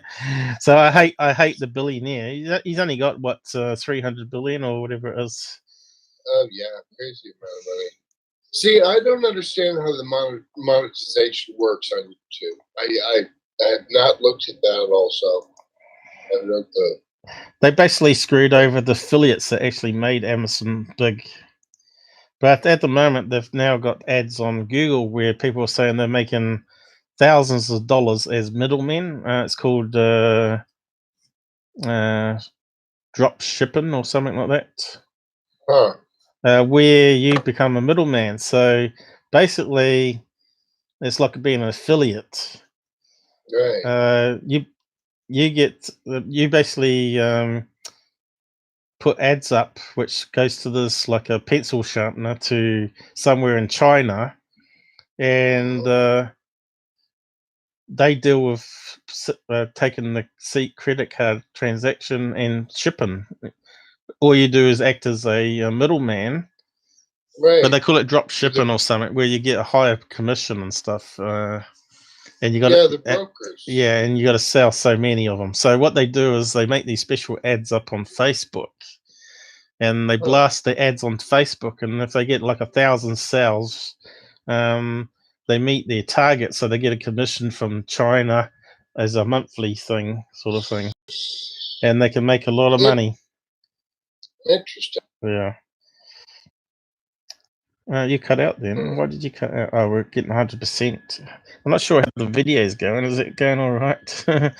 Yeah, actually, video's great tonight. So is the sound. You keep clipping, so but maybe it doesn't record that way. So yeah, this is the other calculator. I think I've got it bookmarked, have I? It's called the Splat calculator. I'll post it down the site. So if you want to work out how long it takes a skydiver to come from 10,000 feet to the ground, I think it's about 20 seconds or something like that, or 10 seconds. We can work it out. Splats.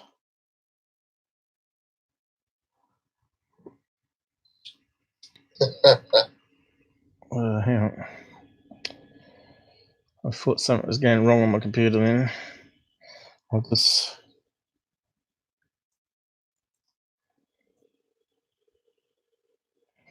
Yeah, something's going wrong on the keyboard over here. Oh well. The splat calculator. I think I've got. Are you using your remote keyboard? No, I'm using the normal. I ain't got room. Okay. I haven't got room for a remote. If I put a keyboard on top, it's going to get too hot. At the moment, I've got a fan that's blowing down onto the keyboard, trying to keep it cool. Right. So it doesn't matter if you know about gravity. It doesn't matter. Well, it's the same, right? Because the gravity acts on any mass, working out seconds squared. So you can type in, but if you want to work out the height, it doesn't matter what you type in for mass. So say if the mass is like 10,000 kgs, you can see here it's still going to fall at 30,000. If you don't get wind resistance now, so a human is like say 300 or 200 pounds or whatever, and you can see it doesn't change. So if you want to drop from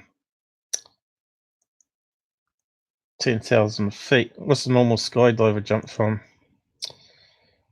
Well, it would have to be at 10,000 feet or under, so they have So, atmosphere. well, actually, we're just typing 10,000 feet. See how many seconds it takes. That's at terminal velocity, of course. Well, once it gets to terminal velocity. To what meters, don't we? For that calculator. It's not friendly enough. What happened?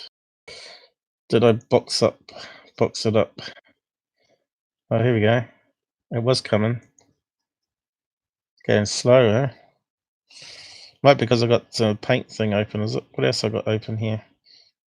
Oh, I got that drawing open. Well, we're going back to that story in a minute. We're just going to keep on with it. So it's 3,000 meters. So if you type it into this calculator, 3,000, 10,000 feet. It's what I said, about 20 seconds, didn't I? There you go, 24, 25 seconds.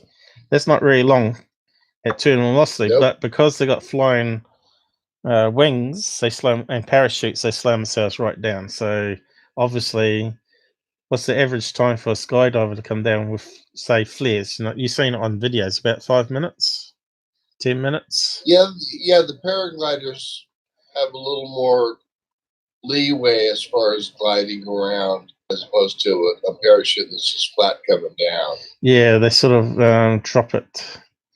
Right. You need to look at that up, but paragliders. So, but still, it's from 10,000 feet. It's only about on videos I've seen with the Golden Knights. It's only like 10 minutes, isn't it? Oh yeah, max. Yeah.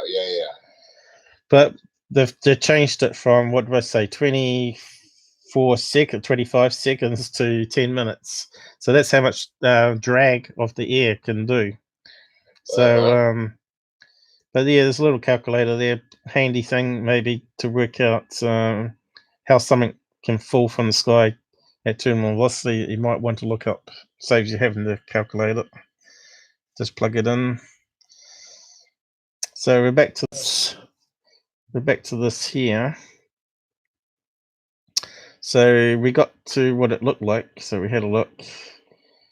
And I'm trying to say that this sounds like an experimental blimp that's got some sort of electric motors on it. So I think it might, and because it's at Area 51, it's a perfect place to be able to put this kind of technology, eh? So what do we got here? Where did we get to? I worked in aircraft. What's this one? For smaller craft would fit. So let's see. Was a bit further up. Black and grey from top to bottom of the craft. I had heard of small flying wings being seen on Hudson, and at the same time, this came to me later in life. 4 decks thick, 4 boxes, 16 smaller craft would fit into it, no problem. So it's quite big. I worked in an aircraft after this, and it was in the world's largest building by volume in Everest, Western Australia. It wouldn't fit in there. Everest, Washington. That's Boeing aircraft. Ah, right. So, yes. Well, WA normally means Western Australia to me, but anyway, yep, fair enough. That makes sense, because I thought maybe, Yep. when I read that, I thought maybe he's Australian. Sorry.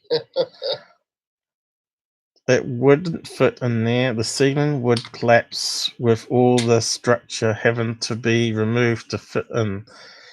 That's how large this craft is. Mind you, if you look at Area 51, it's got some big hangars there, hasn't it?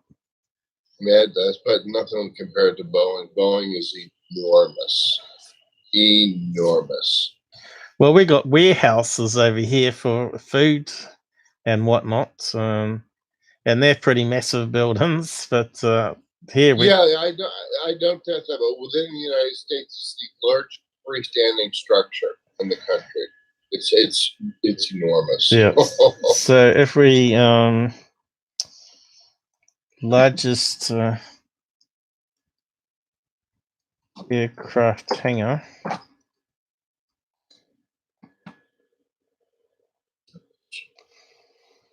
Largest aircraft. I'm having trouble with this damn keyboard. Every time I press the A key, it turns the caps on. Yeah, there we go. Are you still there? I heard you. I'm All right, I not heard. very much here. So this is the largest hangar. 7 largest hangars. Let's have a look. Alaska. There you go.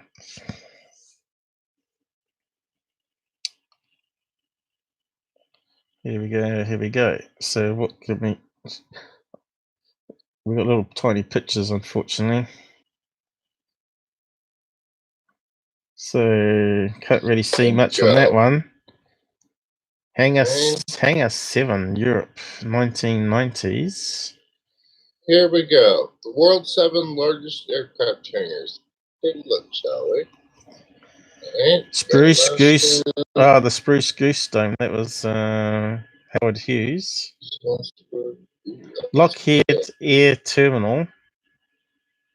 We can't really see it from those. Bowen Factory. Well, that looks pretty big. Yeah, that does look big. Whoa. NASA's got some big buildings too. Hangar B in Oregon. Oh yeah, that looks pretty high. That's And cool. San Francisco Bay in California. What's this thing? Oh, that's the Spruce Goose. Yeah, that's old. No, you're looking at YouTube. You must be 30 seconds behind. No, I'm looking on my at the images and pulling things up. Well, I'm looking There's at Boeing. I'm looking at Hangar 1. That's pretty big. Now Texas, they got the second biggest one, known as Big Texas. Kelly Air Force Base, 6. San Antonio. Yeah, see it. I think 600,000 square feet. I think it's got a missing O there. Yeah, it does. You're correct. Yeah, that looks really big. 600,000. Looks really big. And number 1 is Arium Hangar. Whoa, that looks The big. Brandenburg. In Germany. Of course, Yep. that makes sense because they had the Hindenburg in it, didn't they? The airships. Whoa, 851,000 feet, square feet. Cargo lifter airship. Wonder what it looks like then. Tropical islands. Okay. Okay. Yeah, we're looking at the same site. Hang on, but this is the biggest, 4 million. Bowen. Yep. Boeing is enormous. But that's It's- biggest one there though, which is kind of strange. Oh no, it's number 7, the biggest. No, that can't be. It's backwards. It is backwards. I don't quite understand. Yep, I don't remember. Oh, well. Huh. What? Back. Copy. Search. Kill that. I was trying to find some better images of it. Yeah. We got the flying wing, the largest plane. Look how big that is. Okay. Whoa. Okay. Oh, wow. Yeah, I'm gonna do a copy and paste in the side chat. We can go. Paste and go. CPU's There you hitting go. next. There we go. Yeah, I've got the Everett images up for you. Like I said, it's in the side chat. Look at that. We got sidetracked again, though, didn't we? But I think it has built in the last year a really big hangar. If I remember right from what I was reading.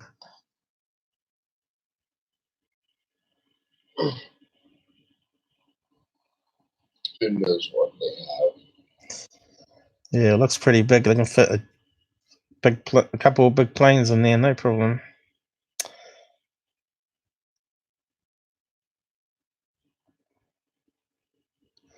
Well, let's just type that Area 51 New large hangar. Okay.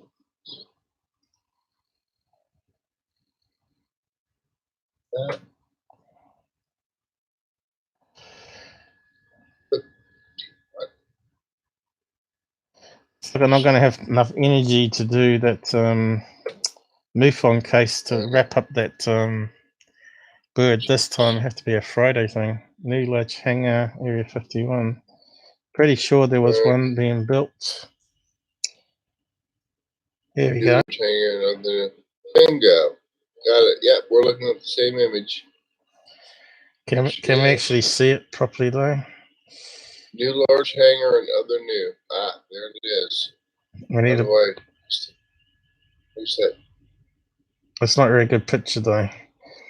Okay. Here's another one. There's Copy. Side chat. Bam. Paste. And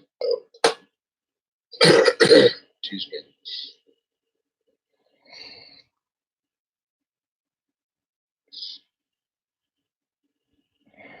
and there's another one here. Makes you wonder, they must have been getting that from the mountain edge. There it is here.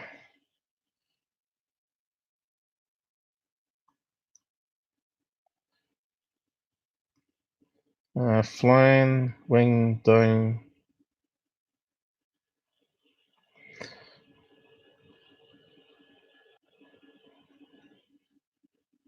I'm pretty sure there was some better images than that. Well, it's a good way to keep themselves cool while they're looking at planes as well, I guess. I suppose Area 51 gets cool at night time, does it? Oh yeah, I would imagine that the desert southwest, when the sun goes down in the winter, it becomes freezing cold. It's horrible. And then during the day, it's back up in the 70s. It's like, okay, whatever. Yeah, it's a big temperature differential. Well, there's a big black one there, but it's hard to estimate because size. Yeah, you'd have to see people in front of it, wouldn't you? Yeah, no, fair too. Or a jumbo in front of it. That would tell you then. Mm-hmm. Yeah, that's the same ones we're looking at. Hey, it doesn't matter. We carry on with the story. So where did we get to? We got to the hangar size. There we go, hangar. Guess what? He's talking about the Phoenix lights. Further down. The ceiling would collapse and all the structure having to be moved to fit. Now, that's how large the craft was. Also, later in life, the Phoenix lights happened, yet now we're getting there. But what we saw was larger. Okay. I'm telling the story now and can see it in mind's eye. It's changed my life in many ways. I still think it's our technology, mate. Oh, sure, I agree. Yeah. Could be if it was. Let's say if it was moving over them and then suddenly it sped off, right? Like a lot of the triangle sightings that people talk about are moving quite fast. Right. Or if it shot vertically up at in a blink of an eye, which I think some people have reported, haven't they? So, but this one here is 100 feet above them, and it's clumbling along at 20 miles per hour. It's the same as Ark Bell sighting. It sounds like one of these large experimental airships. And why would they do that? Well, if it's big, they can strap on a lot of jets inside a bay underneath it. You know, it doesn't have to be dangling or anything, but they could be like the Thunderbirds, where it has a thing that slips out in the middle.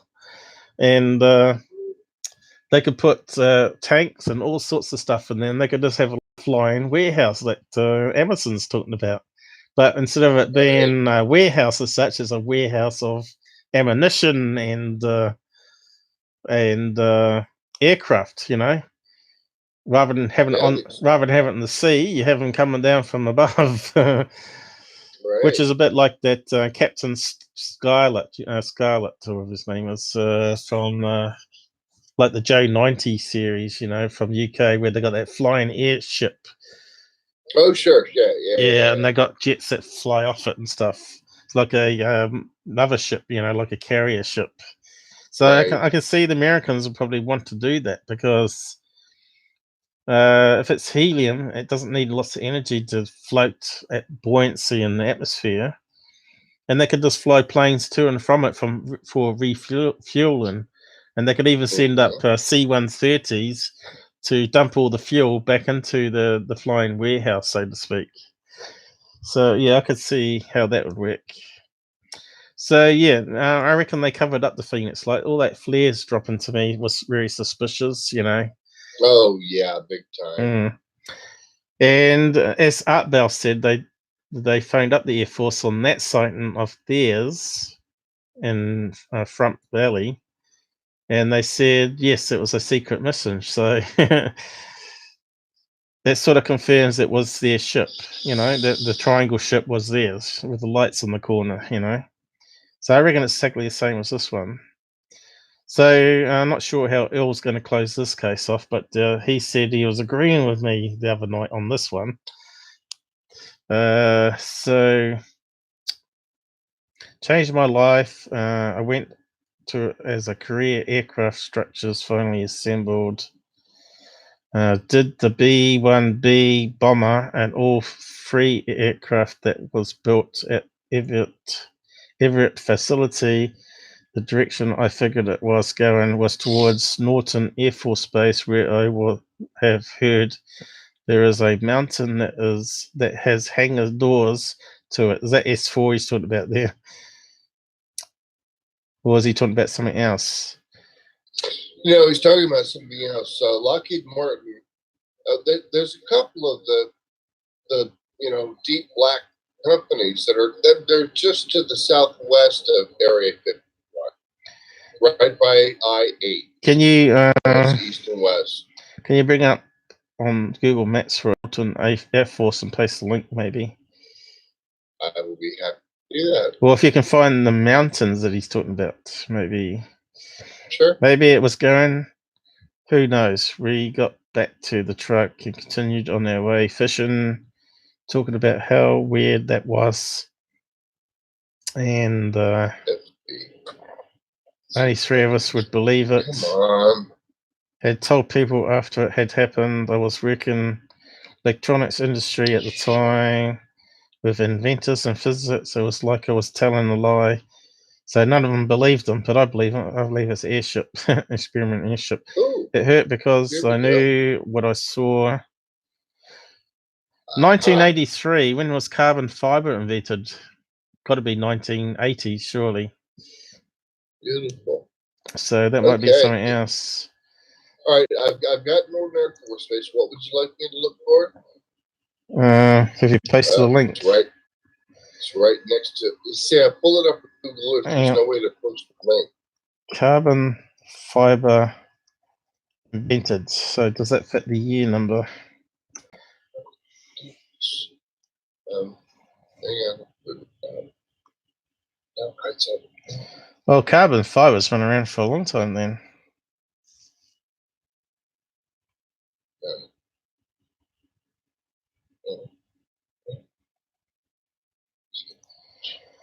About 90% of the carbon fiber produced are made from poly something rather, PAM. The remaining 10% are made from rayon and or petroleum pitch.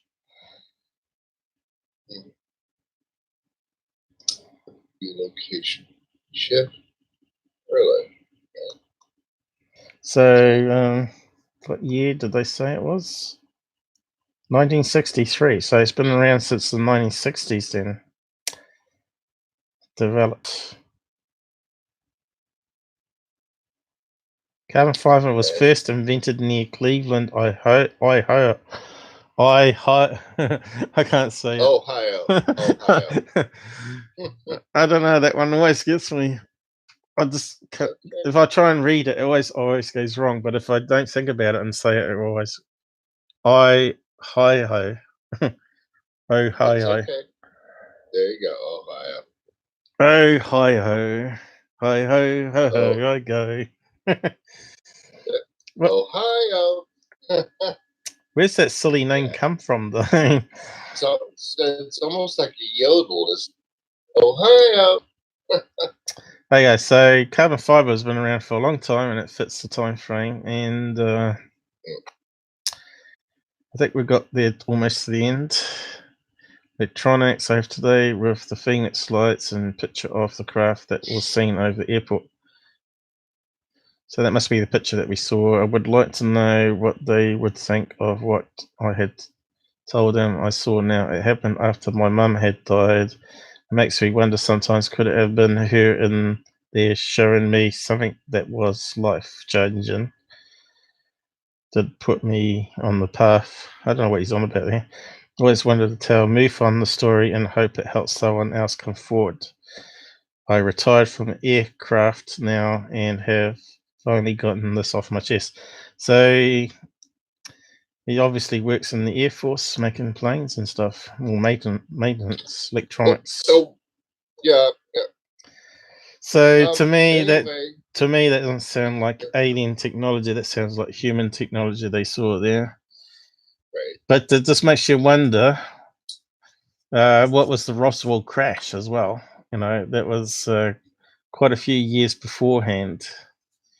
Could it have been something they're experimenting with? Because normally, as people say, the government or the military are like 20 to 40 years ahead of what we've actually got, because they sort of leak out the technology a bit after bit to public. Right.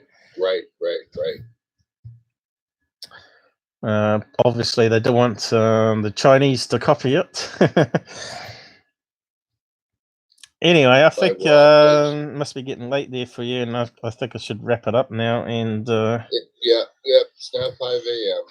Yeah, I should wrap it up now. We're coming up to 1 o'clock here, New Zealand time, and I just don't have the energy to do all the fiddly graphics on this one again. This one, I believe it's a Raven, 3 Ravens flying. That was on the last live I was looking at in UK, but I want to soon and create a emanated gift of the objects one by one and see if they're flapping or anything like that. So it sort of confirms it, but that's going to take probably another hour or two to make that. Are you still there? I'm still here. Sound like you crashed off, but nope. Yeah, well, thanks for everybody joining us. Hopefully you enjoyed what we did here and found out a few interesting stuff.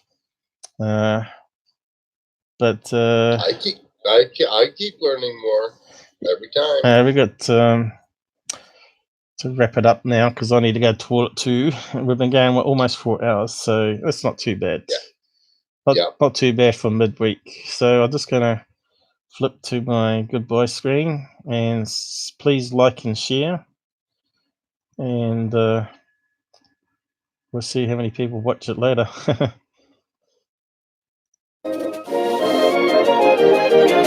Is it playing?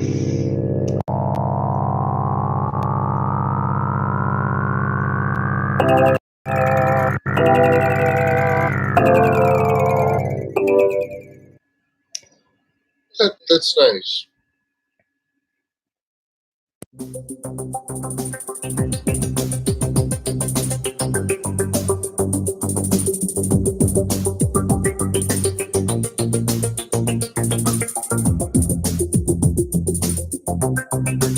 I like that beat.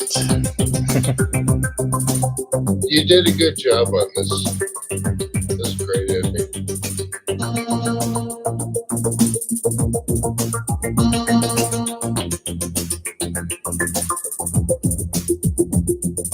I would trim the opening down.